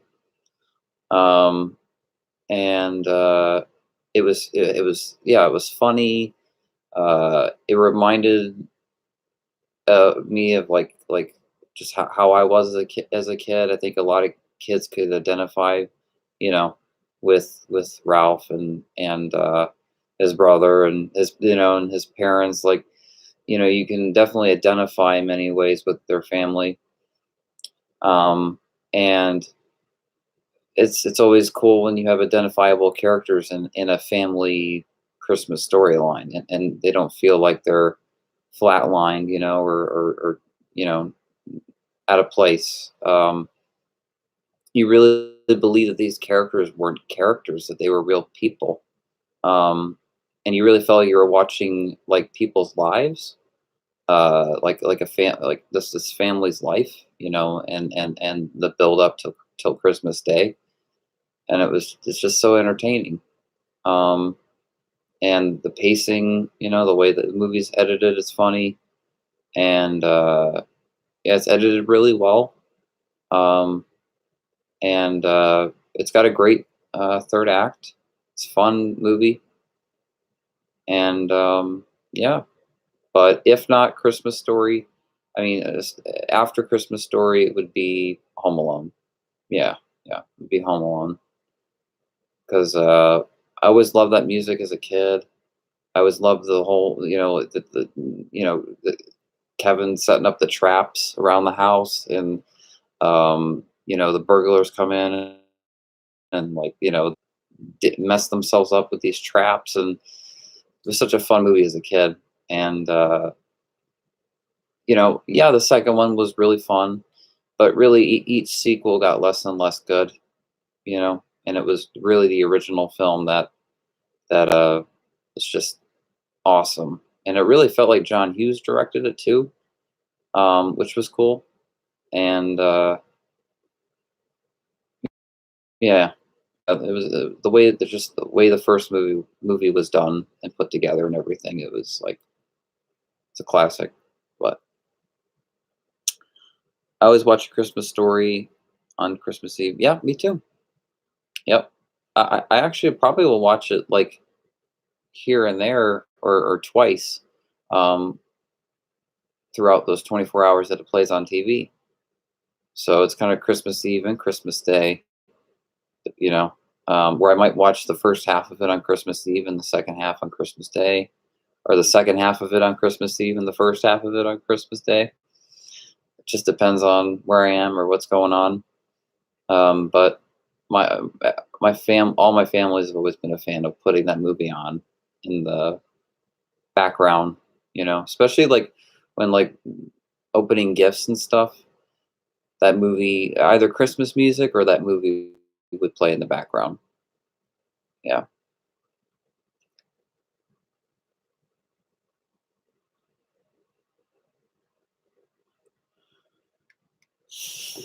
Oh my god. Oh. Oh. So is it cool when RBR Shortens 13 live streams? You guys get to talk to me live. Hopefully I'm not boring.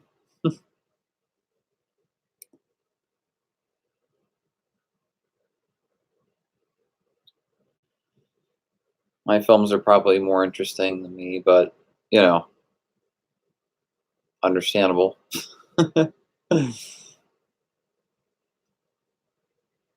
And that's always the point too. Like any movie that I make, I want it to be more interesting than myself.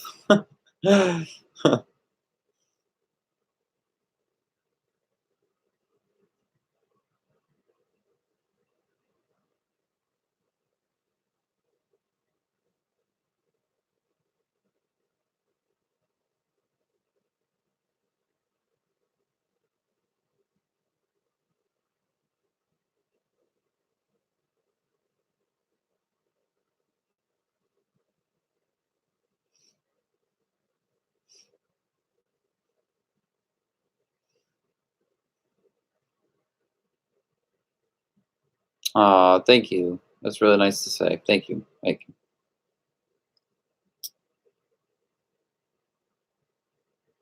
Yeah, because I get anxiety when I talk to people.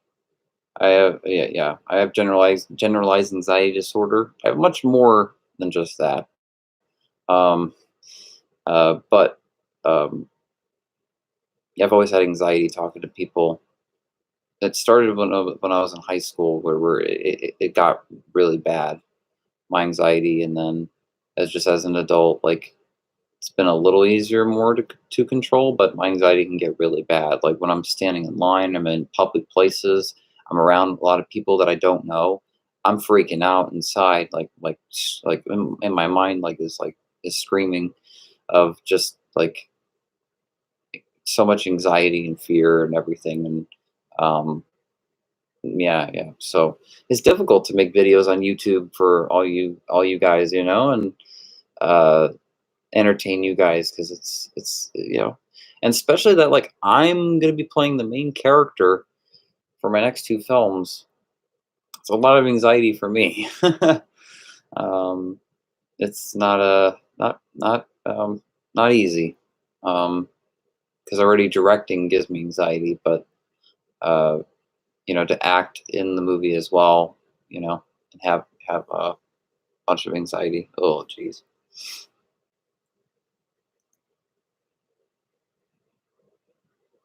Yeah.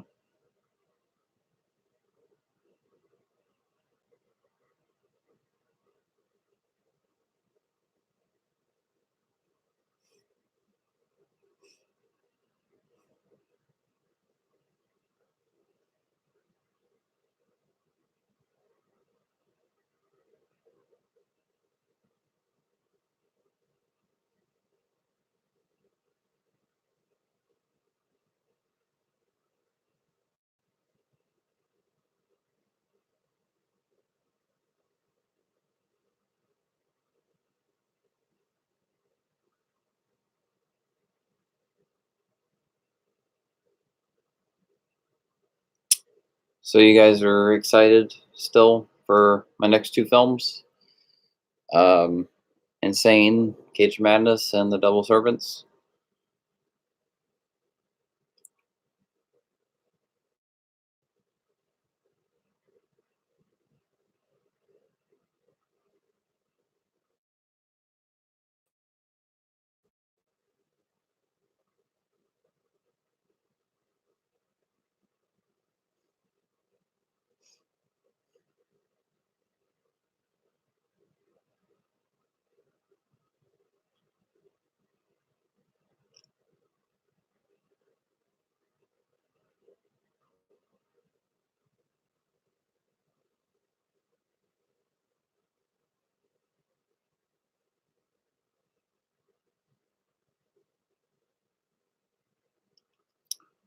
Totally. I hope filming goes well for you. Thank you. Thank you.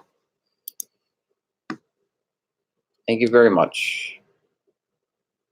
I hope filming goes well as well.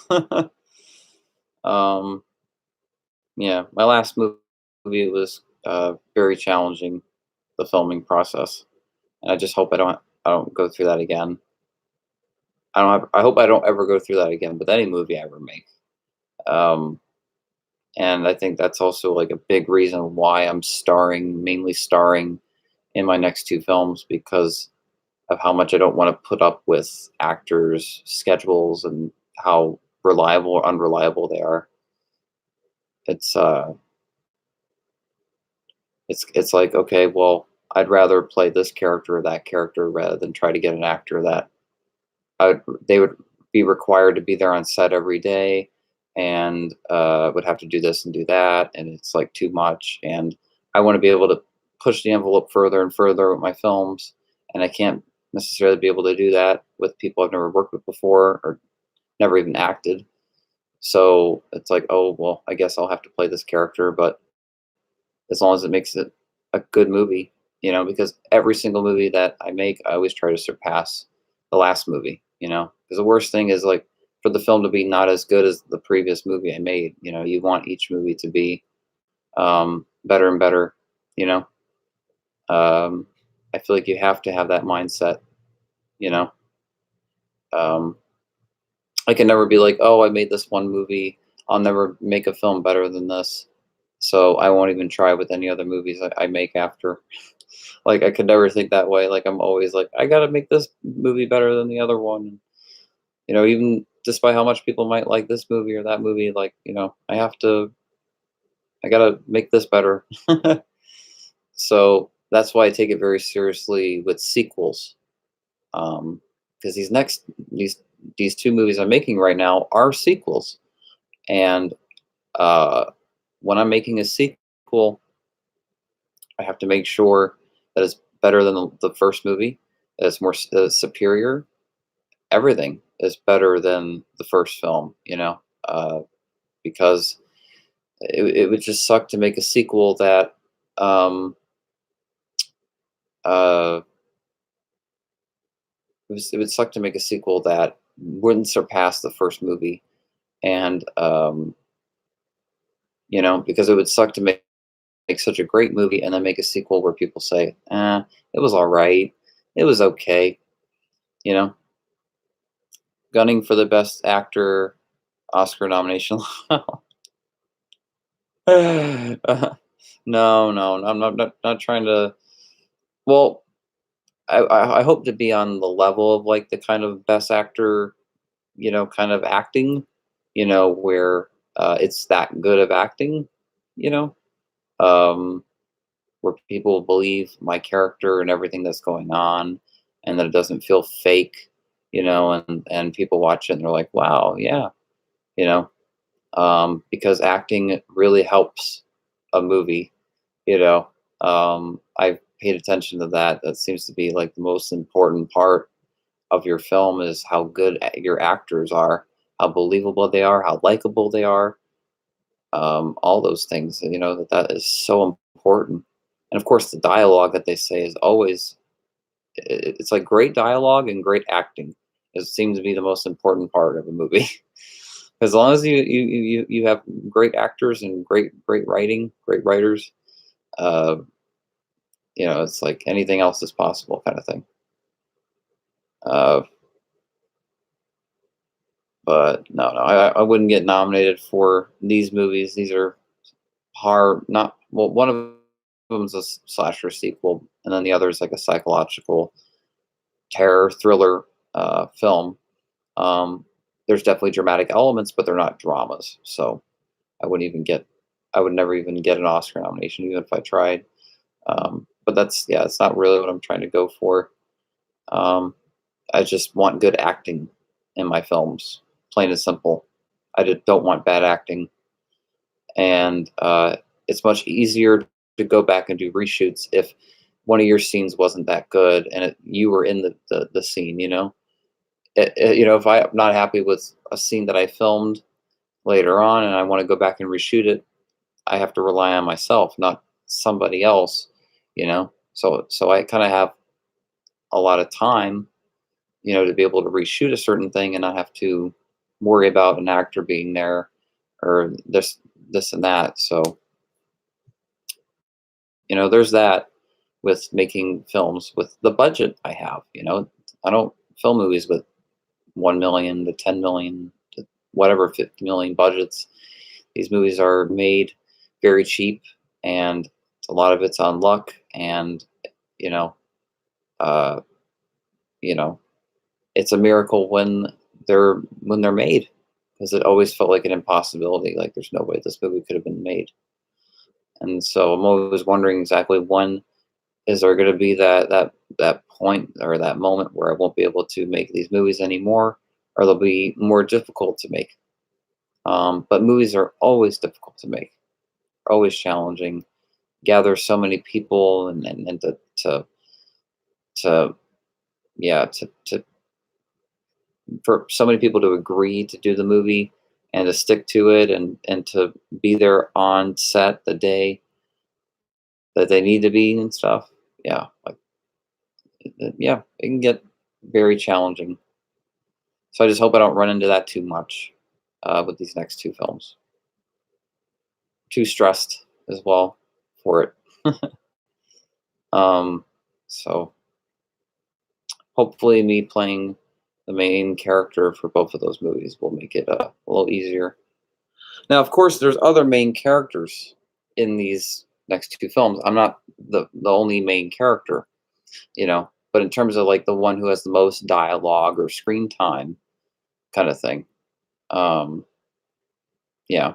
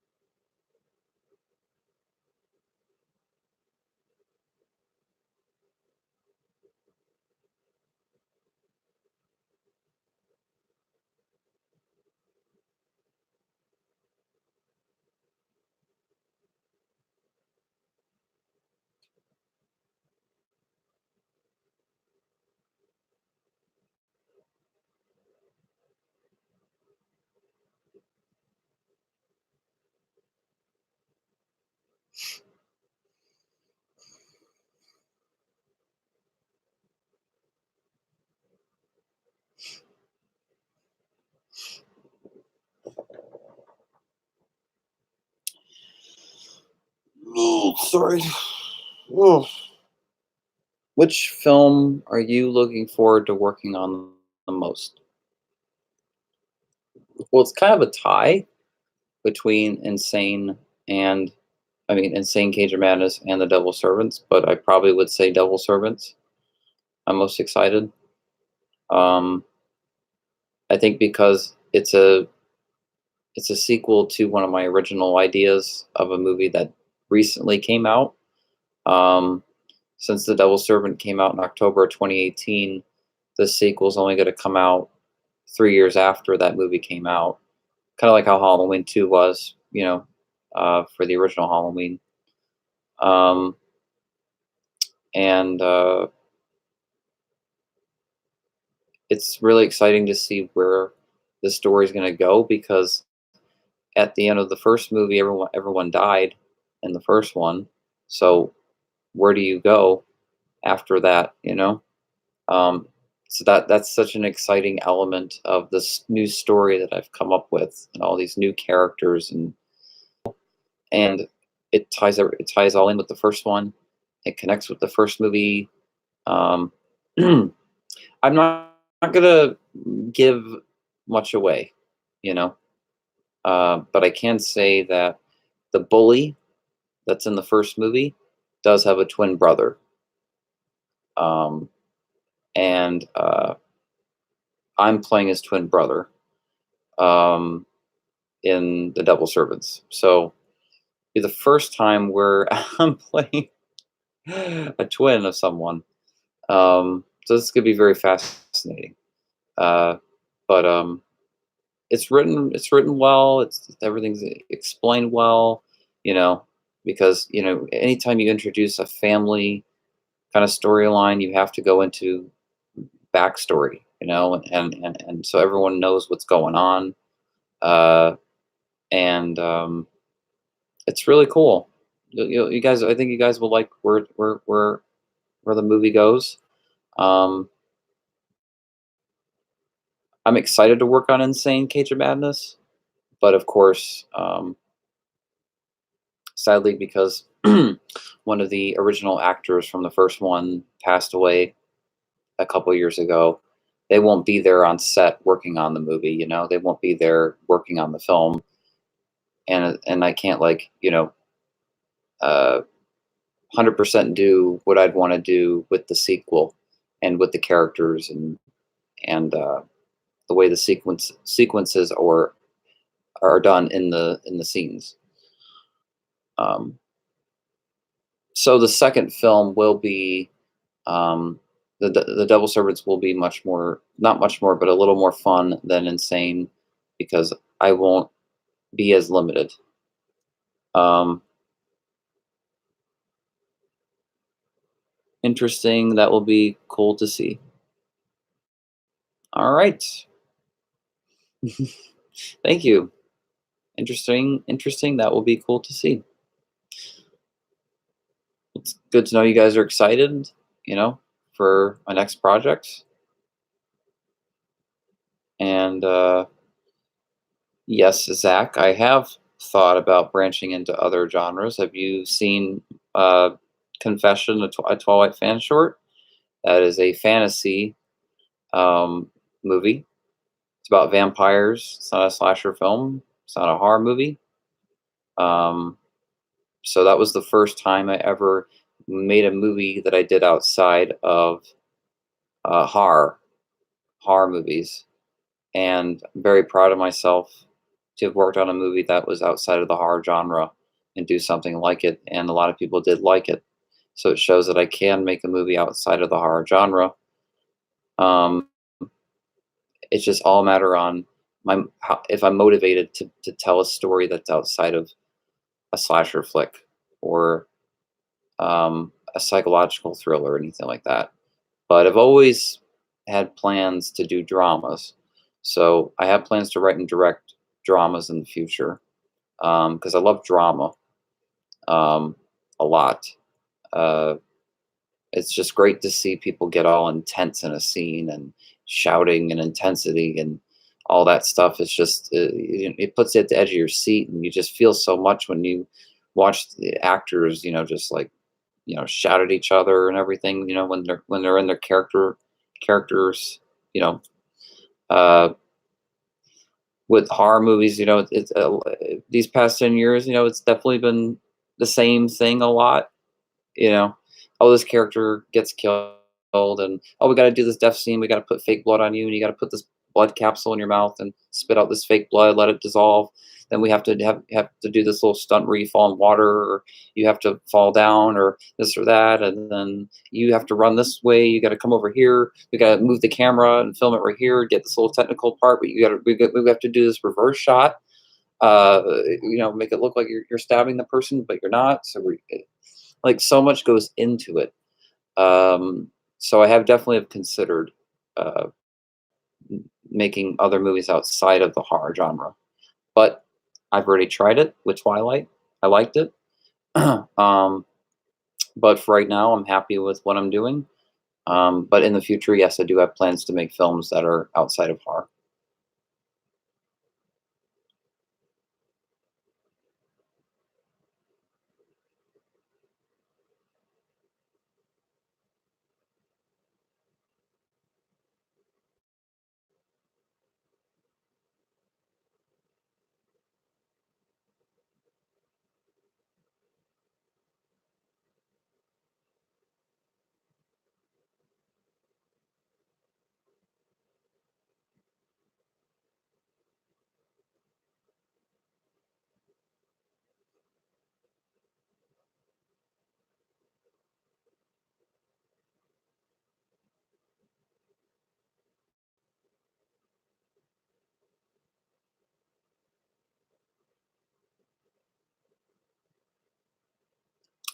2 weeks to Star Wars, and I feel no real excitement. And I'm one of the people who loved Last Jedi. It's disheartening. What do you feel going into nine? I feel very similar. Um, I didn't love The Last Jedi. um, uh, it's like it's okay. Like it's not bad because I mean the movie's shot really well. It has great musical score from John Williams. It has a lot of good action sequences, um, and it has a lot of good acting. It's like more real acting than the prequels. Like there's a lot of good acting in that movie. Um, but what they did with Luke Skywalker is unforgivable. Unforgivable. Luke Skywalker was my hero. I met Mark Hamill when I was a kid, and I grew up, just like looking up to Luke Skywalker, and the whole not giving up on life and things was the whole point of his character. And I think it took me like a year to really have that sink in. That wow, look what they've done to his character. Look what they've done to Luke Skywalker. They really have completely butchered our childhoods, haven't they? Um, and they don't care. They don't care. Um, it's the whole "the force is female" kind of thing. We got to have and the thing is, it's like if you go watch The Devil Servant, the main character is a female, and she's the slasher. So it has nothing to do with a female lead kind of thing. It's like Black Widow's coming out in May. I'm pumped as hell. I saw that trailer. Everybody's excited. So it has nothing to do with that. But Disney likes to use that against people that don't like the new Star Wars trilogy or any of those movies. Oh, you're sexist to women, or you don't like women, or oh, because you don't want her to be the hero at the end. Like, it has nothing to do with that, you know. But they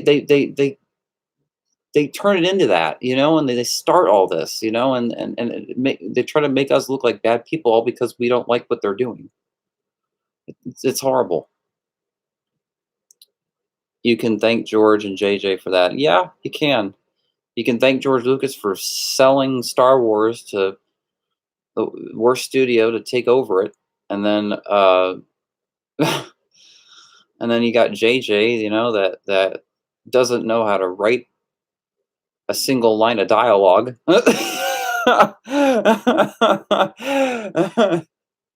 It's an instinct, a feeling. The Force brought us together. Oh, they fly now. They fly now. Oh God. It was also George's idea to have Luke alone on an island. That's so dumb. It's so dumb to have Luke give up like that.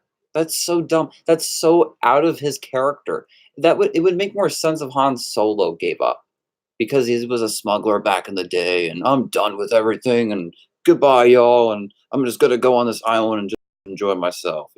Like, that's more Han Solo kind of thing. But Luke, he's like Obi-Wan, and he reminds me a lot of like a lot of the Jedi's were before, Emperor, kind of like what he did, with everything. He wanted to keep the Jedi Order going and going and going, and I don't think he would have truly felt that way if he didn't want to redeem his dad. He said no to the Emperor, when he threw the lightsaber. That he didn't want to turn to the dark side, and that he refused to join the dark side. He was accepting death at that moment, being electrocuted to death, rather than turning to the dark side. That's not a coward move. That's brave, and it shows how much of like a man and how much of a Jedi Luke was. So for him to give up like that after all that, it shows that they have the disrespect they have, not just to the character, but to Star Wars itself, and the continuity, the arc, the everything about it. The timeline. Like the consistency. They don't keep it consistent, and the new trilogy didn't establish what really the plot is, what the plot's going to be for the whole trilogy. You go back to like Lord of the Rings, and you go back to Fellowship of the Ring. It sets up for what the next two films are going to be, right? Force Awakens sort of did that a little bit, but overall, it didn't. And then Last Jedi didn't make that any easier. So, it didn't set up anything for the film. It didn't set up anything. It felt like the last movie in a way, where it was kind of like you could end it on The Last Jedi. I mean, all the villains were gone pretty much except for Kylo, and he was kind of like on the edge of being good and bad. You know, it, but okay. There was a deleted scene where Luke cries to Han's death, and the scene was shot when Carrie Fisher's death, and Mark Hamill was actually crying. Wow! Now I didn't know that Mark actually filmed that scene um, after Carrie died. I thought they filmed that scene when she was still alive, because she didn't die until after filming Episode 8. They completed filming in November of 2016, and she died in December of 2016. So, but who knows? That could have been a reshoot, you know. But what's wowing is that deleted scene is so powerful and impactful. They removed it. They didn't keep it in the movie. And that would have been a really great scene because, like, what Han Solo meant to him, you know, and how the transition goes to Leia after he cries, like how powerful that is, and how much that is a extreme nods and tributes to the original characters. You know, those little things got removed like that. It's so unbelievable. You know, exactly, using sexism as a deflection for a genuine criticism. Yeah, that's horrible. That's like you guys saying the devil servant. I don't like the devil servant. And I would say to you guys, "Oh, you guys don't like the Devil Servant series because it's female slashers. It's a female slasher, and that's the reason why you guys don't like it. It's because it's a woman." You know, like it's that kind of thing where it's like, it's not that. It- it's the story, it's the characters, it's the music, it's the setting, it's the pacing, it's all those other things. It has nothing to do with if the main slasher or whatever is a guy or a girl or anything like that, or if a superhero is a woman or a guy. All that matters is if the movie's good, if it's a good film and has a good story. That's all we care about. It is ridiculous. Like he never felt Han's death because he canceled his connection to the Force. Yeah,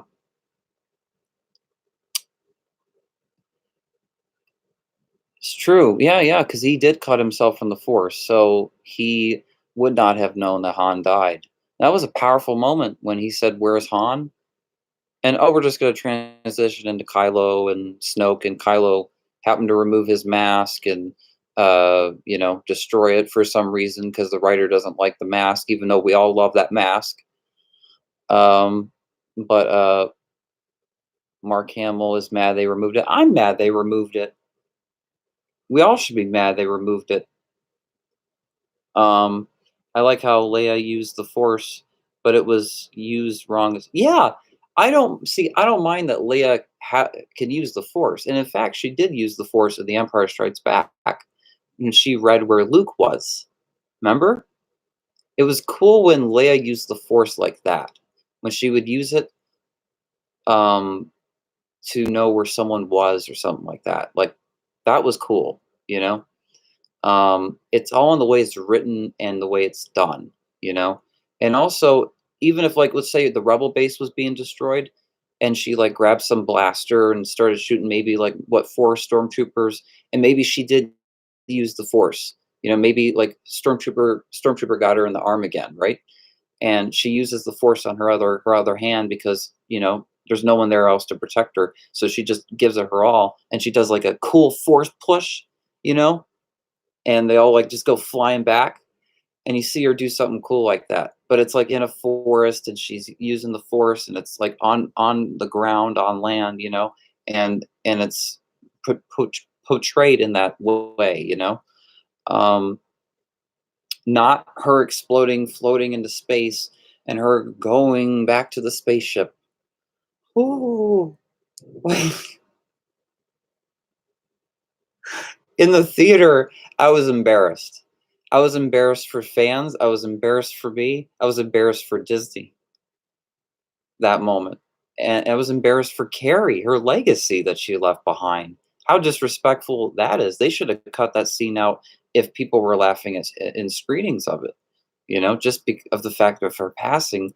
It should be a role that people remember her where it had no cringeworthy moment that made you laugh of something she did in the film. There is Padme in the prequels, and there's Leia in the original trilogy. Yeah, we had Padme, and she fought a lot in the Phantom Menace, right? I mean, she shot a bunch of droids. She uh, pretty much captured the Senate.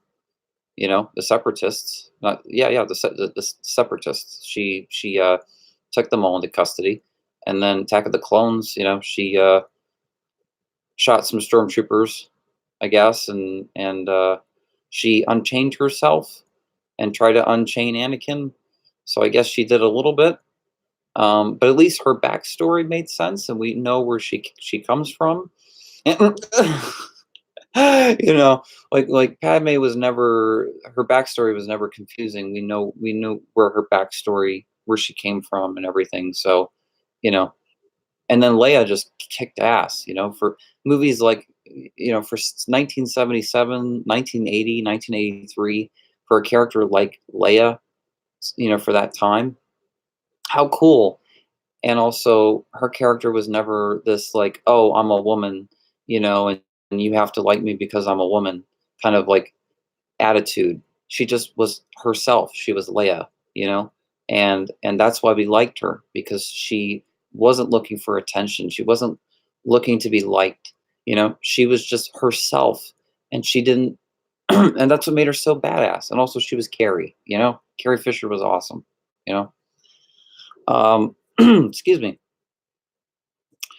Have you seen the Clone Wars? Yes. The I the later seasons, to me, the show got better as it went on, and it's really too bad that it got canceled when it did, because that's when, to me, the show was really starting to get really good. Um, and but it's but I hope that the season's series finale ends on a high note. You know, uh, for sure. Um, it was cool to see a lot of things that were going on in between Attack of the Clones and Revenge of the Sith. I just didn't know it was that long of a gap in between. I thought it was only like a year to 3 years. Attack of the Clones and Revenge of the Sith. When you watch the Clone Wars show, this stuff couldn't have all happened in 1 month or even 1 year. So Revenge of the Sith would have to take place 5 to 6 years after Attack of the Clones. You know,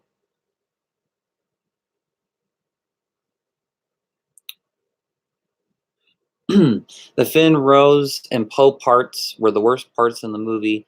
They cut the Luke crying part, but not the Rose and Finn and Poe scene. Yeah, yeah. They keep the not fighting what we hate, saving what we love stuff, which is the worst part. And personally, for me, was that. That was terrible.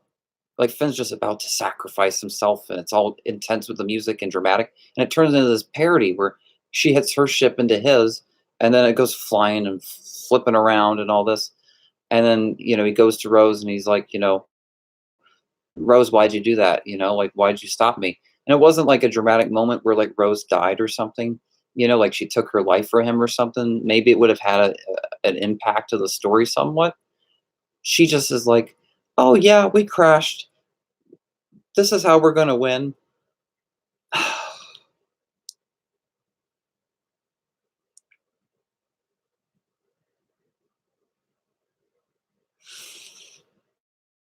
Oh, geez.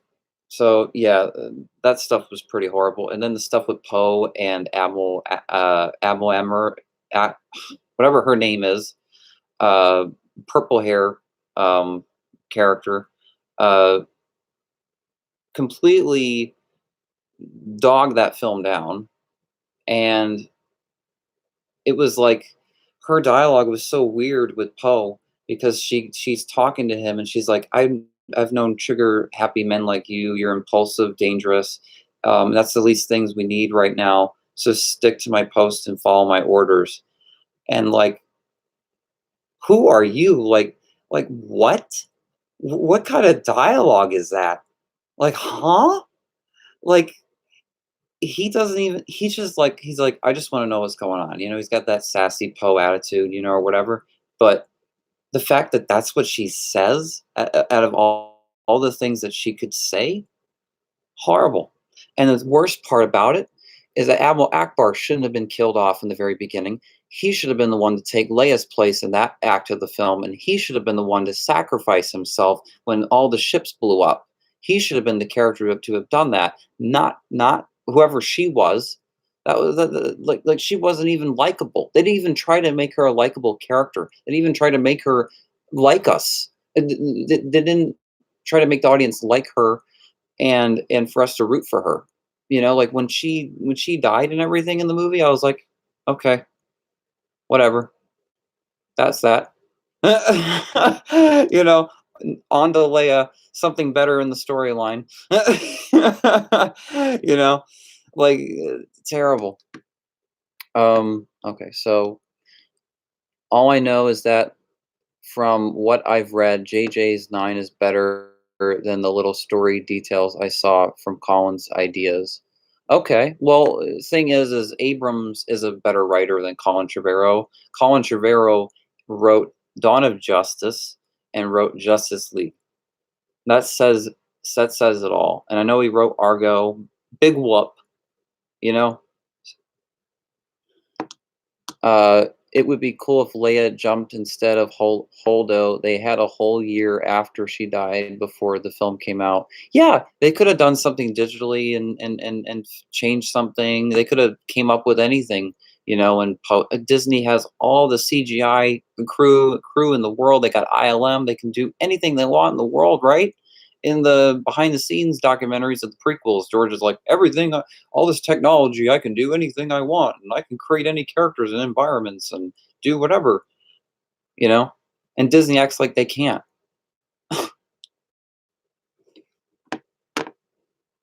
Hey, Aaron, his sacrifice would have just killed him. That dinky little ship would have done nothing to do that gigantic canyon. Yeah, his sacrifice enough would have there's no way that a human can take that, even force projecting themselves. Like you can't say a Jedi is a full on human because they do have you know, they are, you know, powerful in their certain ways. So, but uh,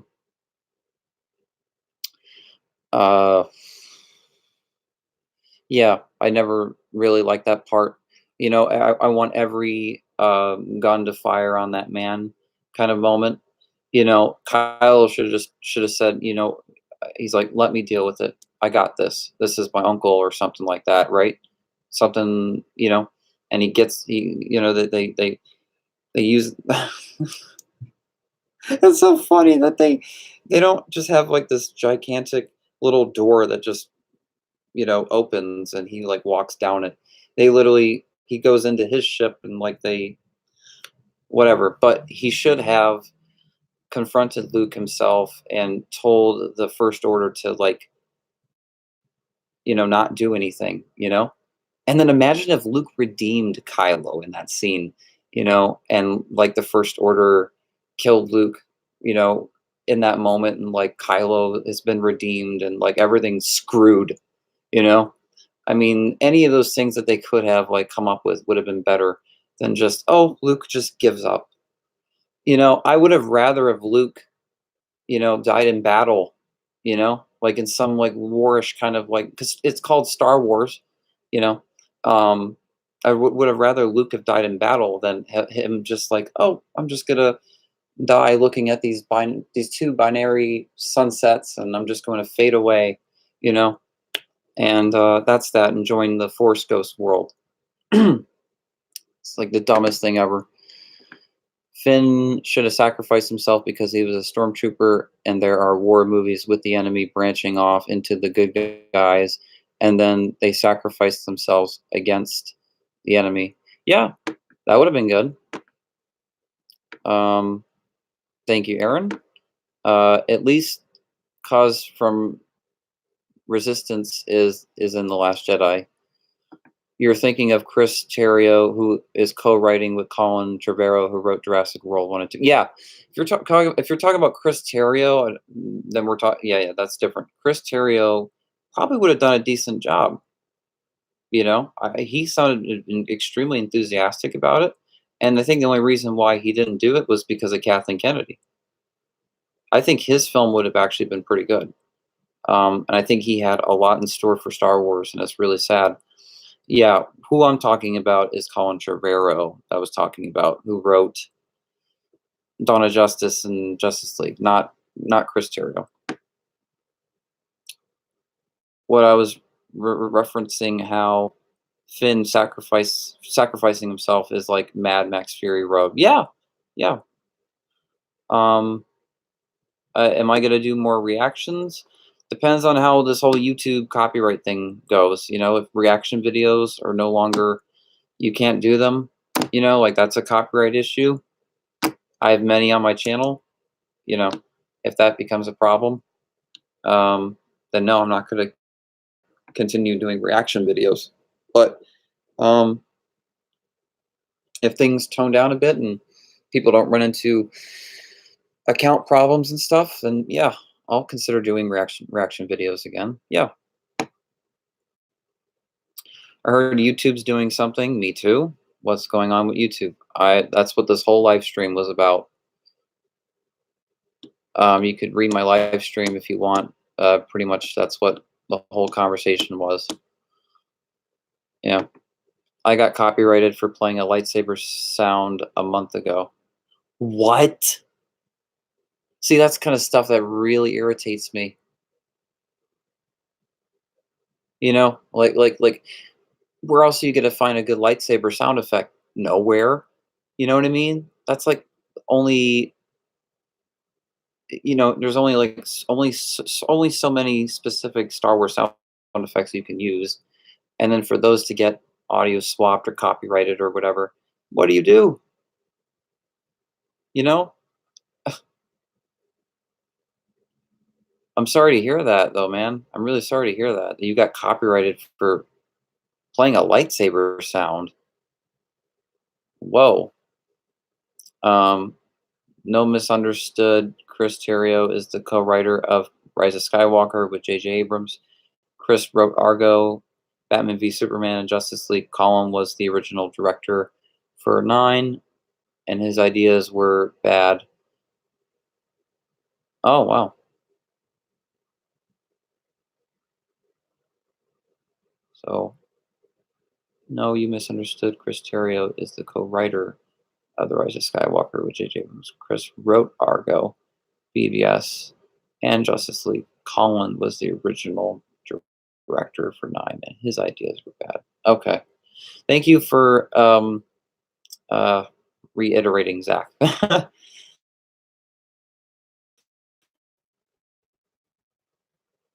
I know why they're doing this. Uh, I don't know why they're doing this really, but um, people I was talking to on the live stream earlier, they don't seem to be too concerned with my channel, and it seemed like if it was that much of an issue, I think you guys would be commenting extremely on my videos, telling me that I need to remove this or remove that if I am that important to you guys in terms of on YouTube, and my movies and all that kind of stuff. No joke, I did a stop motion and a lightsaber sound. That's cool. Good for you. That's awesome. George wanted 9 to be the complete Star Wars, and like the galaxy would be gone.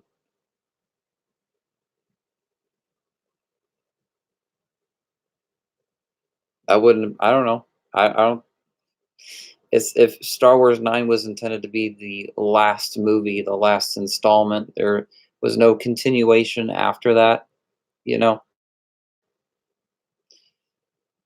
maybe that could have worked in the hands of the right filmmakers. In the hands of the right directors and writers. But that'd be a very tricky thing to pull off, though. Um, Making a Star Wars film is to end the galaxy. You know, whoa, right? Another Scream film reboot or sequel, which is your choice?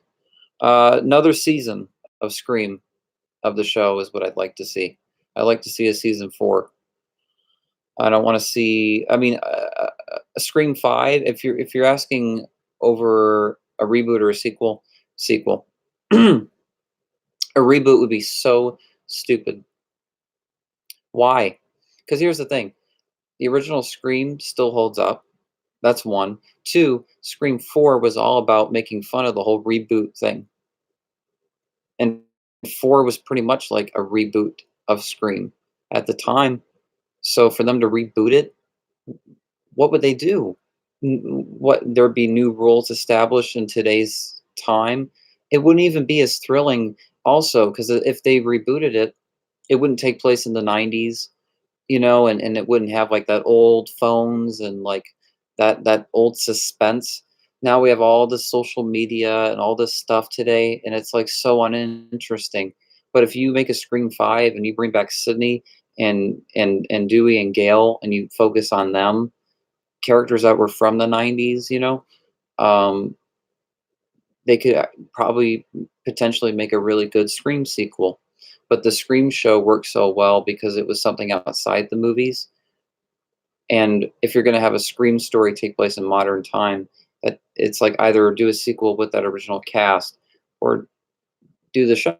Because if you're going to reboot it, it's like you might as well just have it take place in '96 again.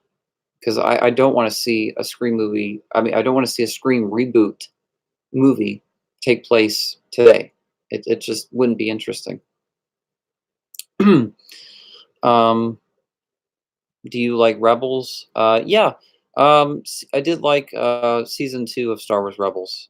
That was a pretty good season. The Scream TV show makes me. Yeah, not everybody likes the Scream show. I know, but I'm one of those few people that love it extremely. You hear that spyglass going to buy the Scream movies. Okay, depends on which horror film. If it's a sci-fi horror like Alien.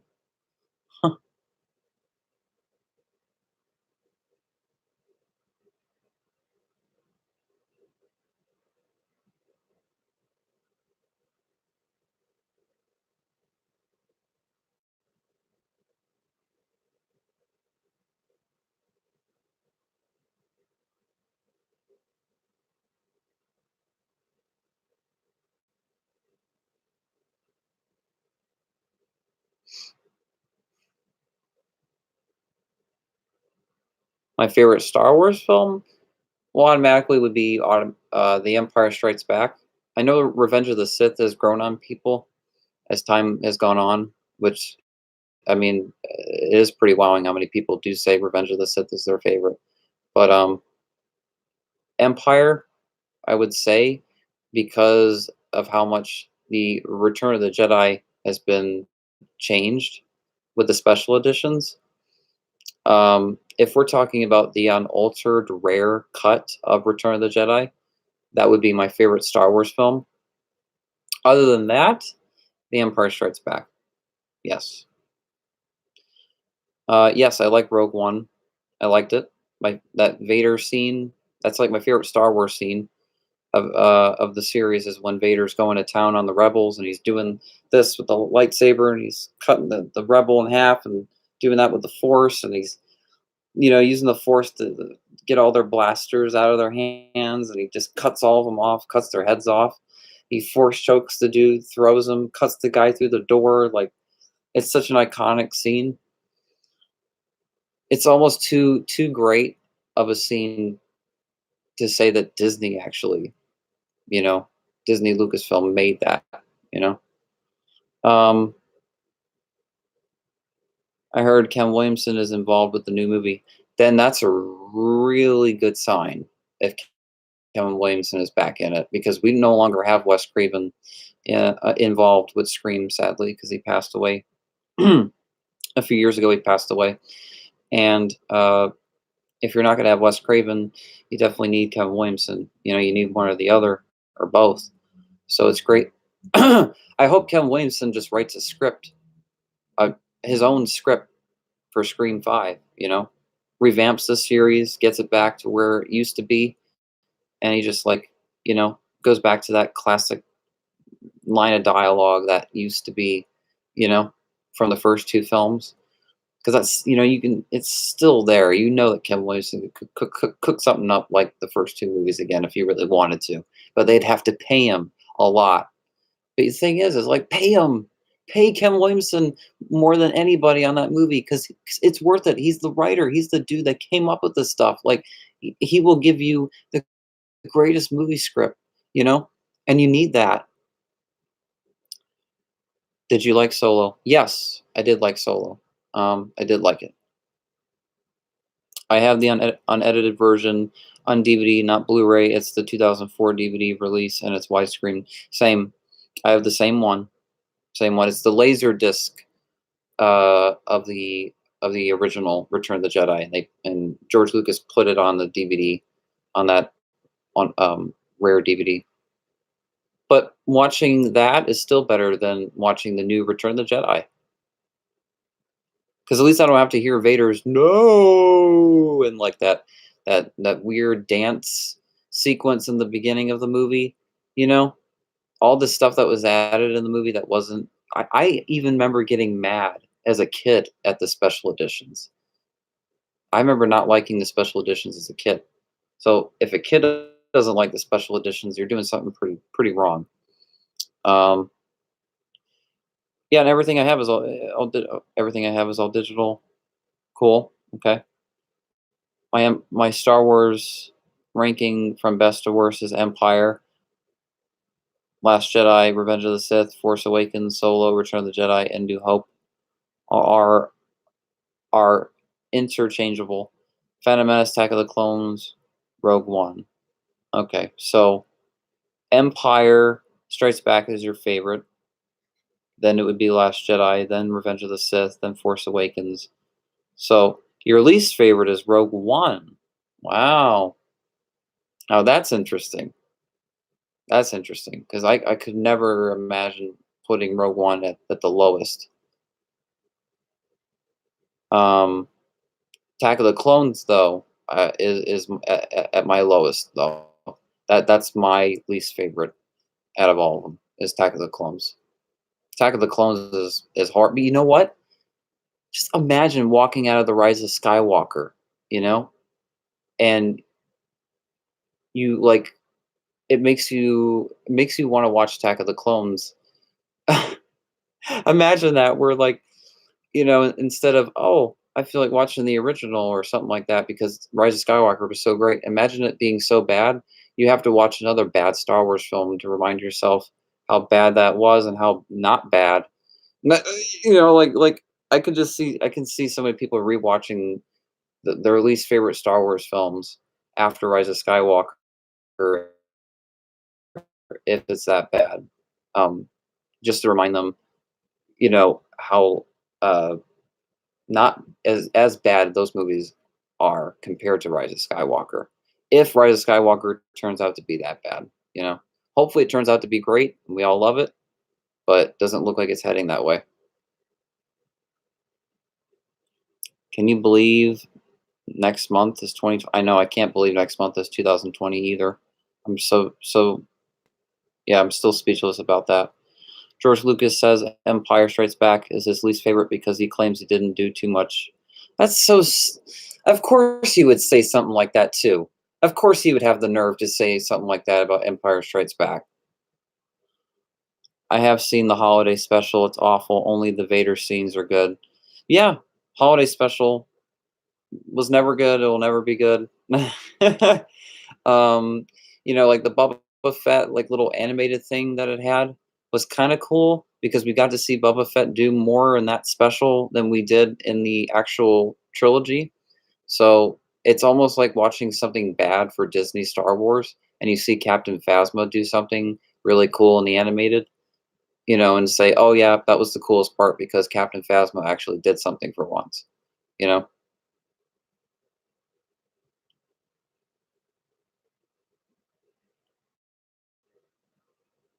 the only thing Rogue One has going for it, um,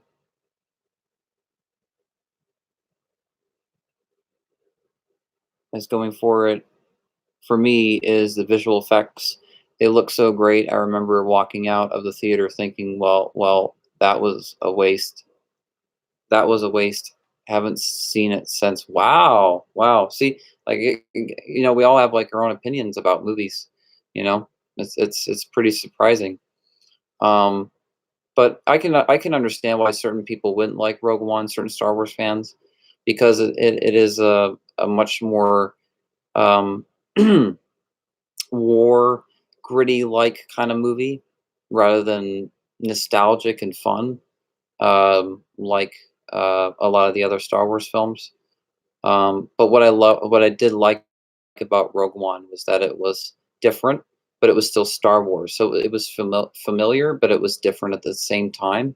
And it's really difficult to pull that off. So I think that's what really impressed me about Rogue One when that came out. And also the very ending when you see Leia, and she says that line "Hope," and how the film leads right into the original movie. I thought that was so cool. I have not seen the Mandalorian yet, but I plan to get Disney Plus soon and to check it out. I almost would like to like.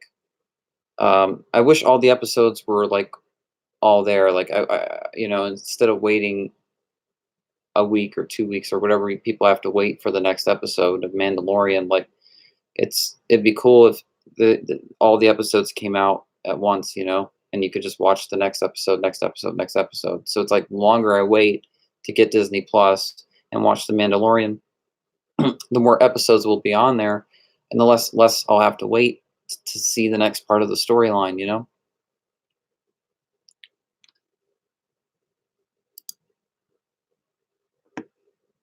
Wow, I have almost 1,600 subscribers. That's so cool. I watched twice in a row because the projector light burned out halfway into it. Whoa. Which movie? Are you talking about Rogue One? When you watched Rogue One, your projector messed up? Did you hear about M- Mac Lunky? No. Who's that? I don't know what that is. If you haven't seen the opening of the Red Letter Media review of Rogue One, go check it out. It's gold. I love Red Letter Media, like Plinkett, all his reviews. It's only Rogue One out of all of them that I really didn't agree with him about it because I really, really did like Rogue One. I really did. Like, I really like that movie. I don't love it, but I think it's a worthy entry, especially compared to Last Jedi. It is a very worthy entry, especially how it sets up the original movie and its musical score as well. That wasn't John Williams too, which was really impressive as well. And the movie was shot great. The cinematography, like, just whoa, the movie just blew my mind. Especially knowing what was going on behind the scenes, knowing all the drama that went on, all the stuff that went on behind the scenes, and like hearing, that they had to replace the director and they had to do these reshoots. They had to reshoot most of the movie. I walked into the movie expecting it to be really bad, and I thought exact opposite when the movie ended. In fact, I cried at the end of the movie. It was powerful to me. So, okay, so Rogue One is okay. Did you finish watching Rogue One after your projector went out? What I was saying, almost have 1,600 subs. Proud of you. Thank you, thank you, thank you. It's Gradios' new line in Disney Plus and A New Hope, or it's Greedo's new line in Disney Plus. Yeah, Greedo and George Lucas once again does changes to the original trilogy stuff that we more changes that we don't need. He has uh, Greedo saying that line that he's going to kill him. You know, I just remember I remember watching that scene as a kid when Han Solo shot Greedo, and I thought it was so badass. You know, and it demonstrated who Han Solo's character was and the kind of decisions he had to make in that smuggler world um, to get to where he got to, and that made him more an interesting character. George Lucas completely took that away with that scene, and in fact, I think that bothered people more than anything was the Han shot first, Greedo shot first kind of thing. Which is why I think in Solo they did so much of that Han shot first kind of stuff, because you know the New Hope. I mean, originally Star Wars was just called Star Wars. Then he called it New Hope, and then he did all those changes, and it was so unnecessary. Who would want that change? Seriously, I dare any studio to have taken over Star Wars back in the '90s before the special editions came out, and they would not have changed that scene. I guarantee you. If George wouldn't have had the control that he has now, or at a few years ago, yeah, I never thought Vader would need a back to tank. Well, yeah, I never knew that he used a back to tank. I thought that they just replaced his helmet at times or whatever. I didn't know that he went into this like water thing, this bank, yeah, this tank that he would. Uh, and if he needs oxygen and all this kind of stuff, why is he in water? Like it was pretty weird. That was pretty strange. Um, but if you can like get past that, that's still a little more forgivable than many of the uh, flaws in other parts of Star Wars films. It was cool that Star Wars Vader Shards of the Past, that fan film that came out, where Vader is being programmed, but he's not in that bank to tank. That was pretty cool. Um, Red Letter Media is so great. I know they're the best of the worst show. Is one of my favorite shows on YouTube. Yeah, their prediction to Rise of Skywalker is my favorite video so far.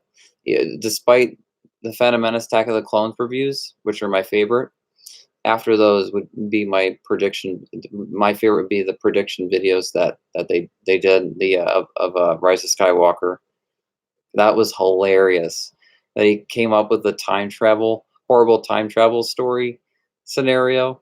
He talks about 1,000 generations live in you now. Um, Time, that's a line. That kind of stuff. That stuff was so funny. He talks about the circle deflector dishes back. All this like stuff that I wouldn't have paid attention to. Ray has Luke's lightsaber, which was utterly destroyed in The Last Jedi.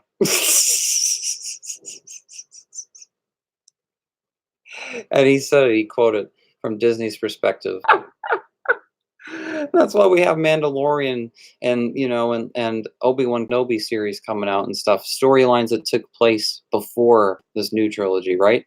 Before the original trilogy or during the original trilogy, You can only go back, you know? There's nowhere forward to go by this point. If you were to, you'd have to completely remake episodes 7, 8, 9, or something like that to kind of start over. Uh, that's how I was feeling about Solo. That was the movie.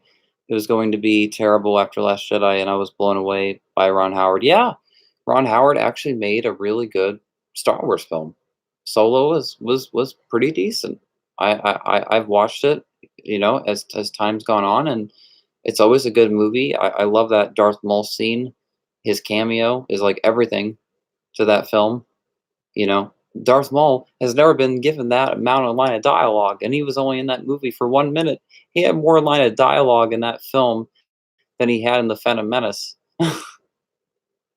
Like that's so funny. But it was cool that they gave Darth Maul a scene where he had lots of dialogue and he was able to talk, and we got to see more development of Maul rather than him just being silent. Even though I like when Darth Maul's quiet, I like that more than him talking. It was cool to hear some dialogue from him, especially that he hasn't been in the movies for a long time. Uh, you making more movies? Yes, I am making more movies, Aaron. I'm making Insane Cage of Madness, and I'm making The Double Servants. I'm filming Insane Cage of Madness next month, and I'm filming The Double Servants in February of 2020. Nerdy Zombies 81. Have you seen Once Upon a Time? Have you seen Once a Theory by Star Wars Theory? Yes, yes, I have seen Once a Theory. Yeah, that was good. I liked how they brought Sam Witter and Ray Park. Yes. They got the guy who voiced Darth Maul in Star Wars Clone Wars and Rebels to do the voice, and they got Ray Park, and how well, like, the dialogue was dubbed, how perfect it was, like, you forget that it's dubbed. Like, it felt like a scene from, like, what, the animated series, like the Clone Wars or Rebels, and it just felt like Star Wars, you know? Like, Ron Howard did a really great job with that scene, and, yeah, yeah.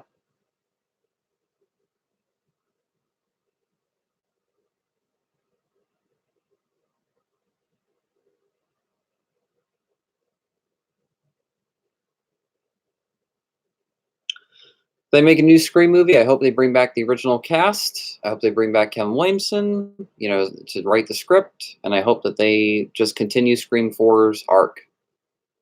Why not, right? Just do that. Like, you know, I don't wanna see a reboot, and, and I don't wanna see a Scream movie that has all a bunch of new characters like the show. Wouldn't make sense, and also, if you're gonna reboot it, don't have it take place now because all this social media and all this stuff today, it would just be boring. I'd almost rather it take place in the '90s again, and they just kinda do something else, but similar, you know? Uh, what would you like them to do if they make the new Scream movie? Who would direct it? Fun fact, they originally had the actor who did the voice for Mole in The Phantom Menace reprise the role in Solo. But when they replaced him with Sam Witter without telling him? No way. I didn't know that. If they could get if they could get the original actor who voiced Darth Maul in The Phantom Menace, why wouldn't they keep him? He was the guy that gave us that line, "At last we will reveal ourselves to the Jedi. At last we will have revenge." I mean, Sam Witter is amazing as Darth Maul, and, you don't have any other options, use him, did incredible voice work for Rebels and Clone Wars, so I can't really be too mad, but I'm a little bit because I grew up with the guy who did the voice of Maul. I mean, the Darth Maul from the, '99 Darth Maul. I grew up with that and the way Darth Maul sounded, and "Yes, my master," and, like, all his lines, I remember. It just wow, like, his voice was perfect and it lined up perfectly at Ray Park. Like, I don't know why they would go behind his back like that. That's terrible. And they didn't release, like, an unaltered cut of that scene, you know? There's not even a deleted scene with the original guy. That would be cool to put that on the box set, right? In the future, they will. They will. Next 10 years. And Sam Witter talked about how they were planning on using his original episode 1 double blade. What? But he said that Maul lost his lightsaber, he would have his dark saber or the Inquisitor lightsaber. I know, I know. You know what would have been so cool? Instead of Count Dooku in Attack of the Clones, it would have been cool if Darth Maul was the villain, and he would have had that one lightsaber, but he didn't lose it, so he no longer had the double blade, but he had to go up against Anakin and Obi-Wan in that third act in Attack of the Clones, and Yoda with that one lightsaber, but he's been in, like, 10 years of training with the Emperor, you know? And there would have been more character development, there would have been more realism going on between Ray Park and Ewan McGregor, and, like, they already worked together on the Phantom Menace. Like, imagine, like, not only Darth Maul, is rising with the Emperor, but he's been looking for Obi-Wan, and, like, it's like, imagine if he hired Jango Fett, to find Obi-Wan or fight Obi-Wan or all this kind of stuff. It would have been so cool if they would have written it a little differently and would have gone into how more of the transitions of Darth Maul's lightsaber, because that always was weird in the Clone Wars. He had like the new double blade lightsaber, and then it changed in Rebels, and and then and then I guess in Solo they used the Rebels lightsaber, and it just was kind of weird. It's like if it ain't broke, don't fix it. If you can use the original lightsaber, or you can use the original voice actor, do that. If the actor doesn't sound, you know, like 120 years old or unrecognizable, use his voice, right? Um, for a while, I thought Grievous was Maul before the Clone Wars. That's funny. General Grievous is awesome. It's so cool how General Grievous grew on many people as time went on, and he grew on my generation. I thought he was such a cool villain when Revenge of the Sith came out, and I stopped thinking about Count Dooku and like him as a Sith and his character when General Grievous came in the picture. He just became a much more interesting character to me because he was kind of like Vader. He was half human, half machine, but he was still more machine, more robotic, and it was fascinating. It was kind of like a Ultron, kind of like you know, kind of a Star Wars villain.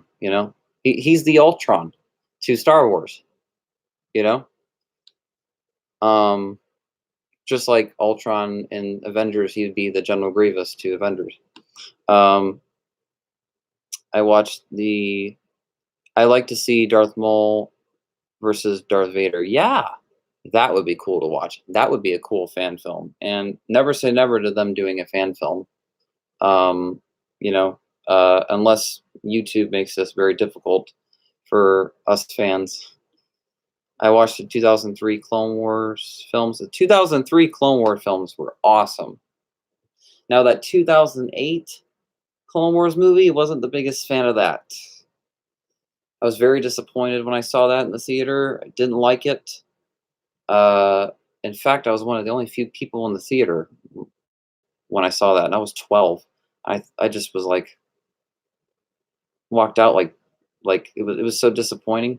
When that show was on TV, where it got better and it was better. It was a better show. It was better as a show than as a movie. The animation and the seasons to me they just got better, and the show got better as time progressed. Voice work, animation, and I just got into it more and more as it went on. So by the time I started to actually really like Clone Wars, it got canceled. Can you do fan film of it? No, not at this time because of the way YouTube is with copyright, with music, sound effects, all that stuff. Maybe if you would have asked me, you guys would have asked me 10 years ago, I may have made it, you know, but not today. Not with all the copyright. No.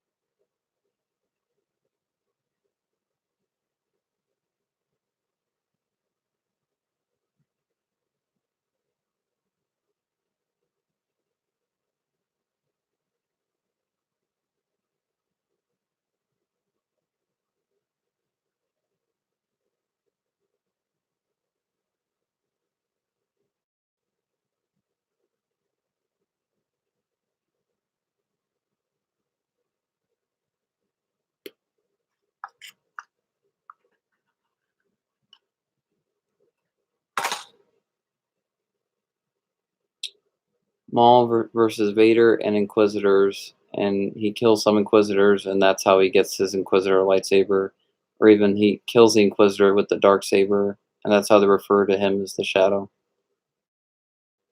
Okay, Marvel film, cinema, or theme park attractions. Where do you fall? Sort of with Scorsese on this one.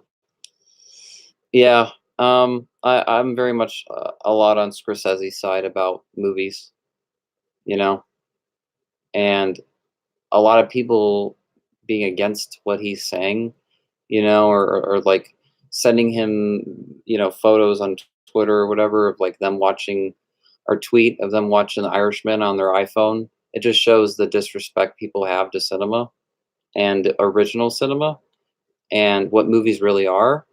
And I'm not going to say that superhero movies are not real movies because Joker, The Dark Knight, Wonder Woman, uh, um, Avengers: Age of Ultron, those films are great movies to me, and and um, I believe that they should be, um, you know, on the big screen if they're a great movie. But they shouldn't get rid of those um, classic, you know, films like Scorsese's movies, Tarantino movies, films that are like what we really consider real movies, that have real character development, real drama, real everything where it's like, you know, it's the ultimate event.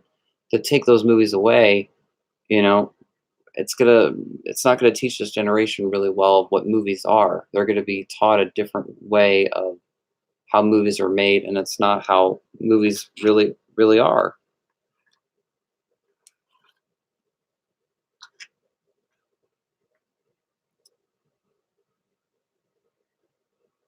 Can you keep your live stream so I can watch it later? Yeah, I'll keep my live stream.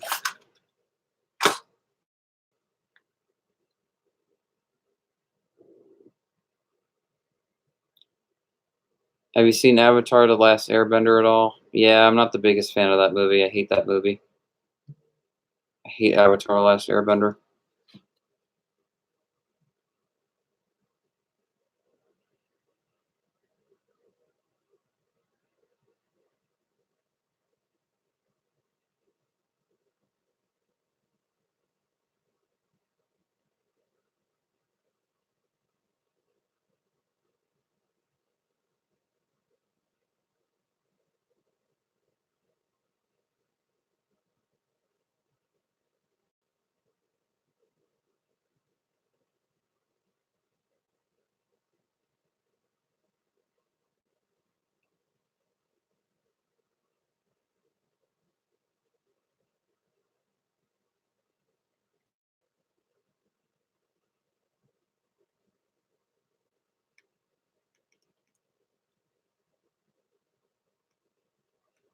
Okay.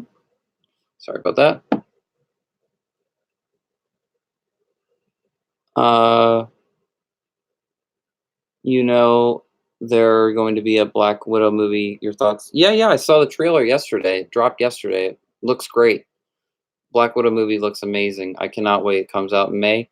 I think it's going to be awesome, and I think it's going to help explain Endgame's time travel story a little bit more, and like Black Widow's decision, in Endgame, the fact that she sacrificed herself like that. I think they're going to go into all that more. Now, guys, I'm going to get off here in about 7, 8 minutes. Okay.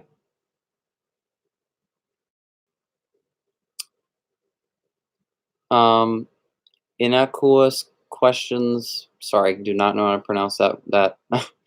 Laugh out loud. Favorite colors, favorite foods.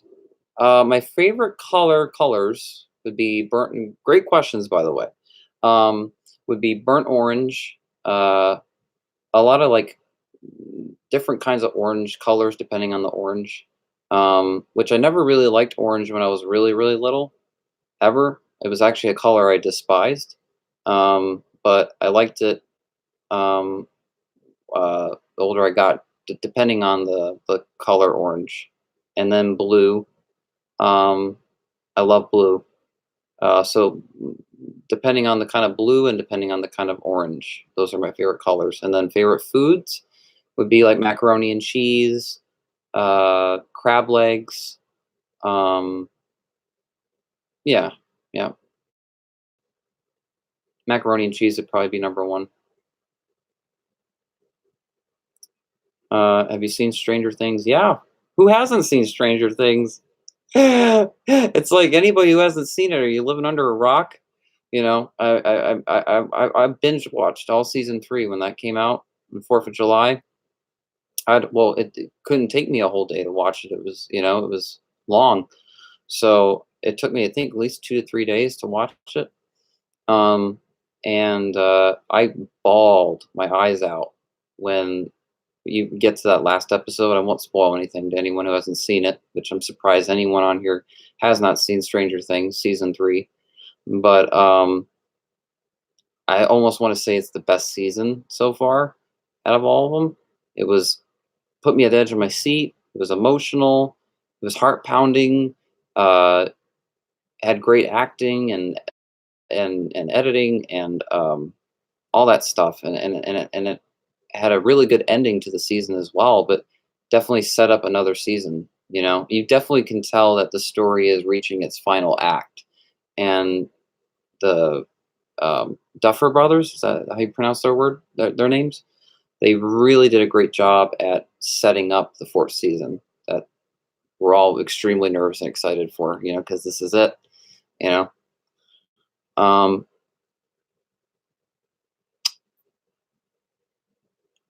Gonna have to go. Have a great rest night. Thank you. I want to answer your last question. I say the MCU was real movies from Iron Man to the first Avengers film. Everything after that is bland, except for a few here or there, like Guardians 1 and 2. Yeah, I mean, everybody's got their own opinion about the Marvel films, and I love the first Iron Man. I really do.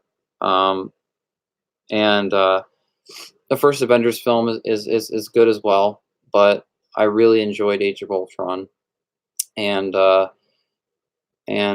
yeah, even Infinity War I enjoyed. Um, but I respect your opinion about the MCU films. And I thought Winter Soldier. I'm surprised nobody talks about Winter Soldier anymore. That was really good when that came out. I remember seeing that. That was a really good movie. Um, what time is it for you? Right now it's 11:21. Stranger Things is awesome. Love the music and score. Yes. When that theme starts, and you hear that dun dun dun dun dun dun dun dun dun dun dun dun dun, that theme when the episode starts and you hear that theme and it's got like the old film kind of flickers to it, and that 80s synthesized nostalgic sound, and it will say Stranger Things 2 or say Stranger Things 3. It's so cool. Um, yeah, it's definitely one of my favorite intros to a TV show ever. I remember being blown away when that first came out on Netflix. I was like, whoa, incredible. I love the music too because my favorite genre of music is anything with synthesizers. Yeah, I love synthesizers. In fact, I was so inspired by, of course, 80s slasher films, but also Stranger Things as well, and I think Scarface as well. But a lot of all those into one. I wanted the Devil Servant to sound like 80s, like synthesized kind of like horror movie, and I love that kind of sound of music, and so I have to give nod tribute to Stranger Things, Friday the 13th, uh, and other films as well, that inspired me to make the music like that as well. Also, Manhunt, the video game series Manhunt, is big inspiration for the music for Devil Servant as well. And John Carpenter, yes. And the Warriors. People love that music. The Warriors. That'd be another example. Um, I like Hulk, the Edward Norton one. Yeah, uh, the 2008 film wasn't too bad. Wasn't too bad because actually Hulk had a villain. He had his own personal villain, which he never has his own personal villain. Because the whole rights with the copyright with the studios or whatever they have. It's like, oh, what Universal's like, oh, in order for Hulk to have his own movie and to have his own villains, we have to own the rights to the character. And if MCU owns Hulk, they can only put him in crossover movies. They can't give him his own film. And that's so lame because Hulk is like personally he's my favorite superhero in Marvel aside from Spider-Man because I love Spider-Man, and Iron Man really grew on me as time went on. Even Thor grew on me as time went on too, but Hulk was I think will always be my number one because of how sad and depressing his storyline is.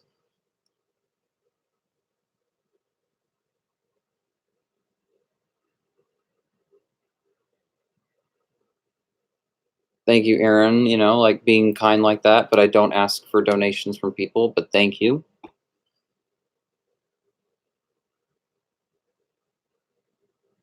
Very considerate. So I'm gonna go, guys. Any last questions you guys have? Ask right now. I'm gonna get off this live stream. I think a solid 3 hours was good. Um, and it was wonderful talking to you guys. I'm glad that I, got to have a, live chat with you guys like this. This was really cool. Um, I have a theory that Bruce Banner got facial surgery. That's why he looks different when he's trying to hide himself from Shield and Shield. Hmm.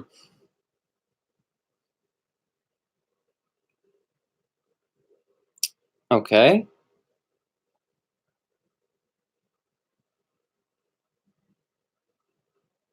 Would make sense though if he would get like facial surgery, like to not look like himself. So like, because the whole TV show's, Incredible Hulk show, Banner is always in hiding, so it would make a lot of sense. Uh, I'm gonna keep the stream. Good night, Mario or Mario Mania 1 2 3 4. This was fun as well, and I'll talk to you.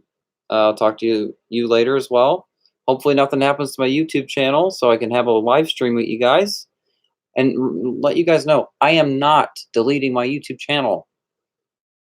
If my account is gone, YouTube deleted it. It wasn't me.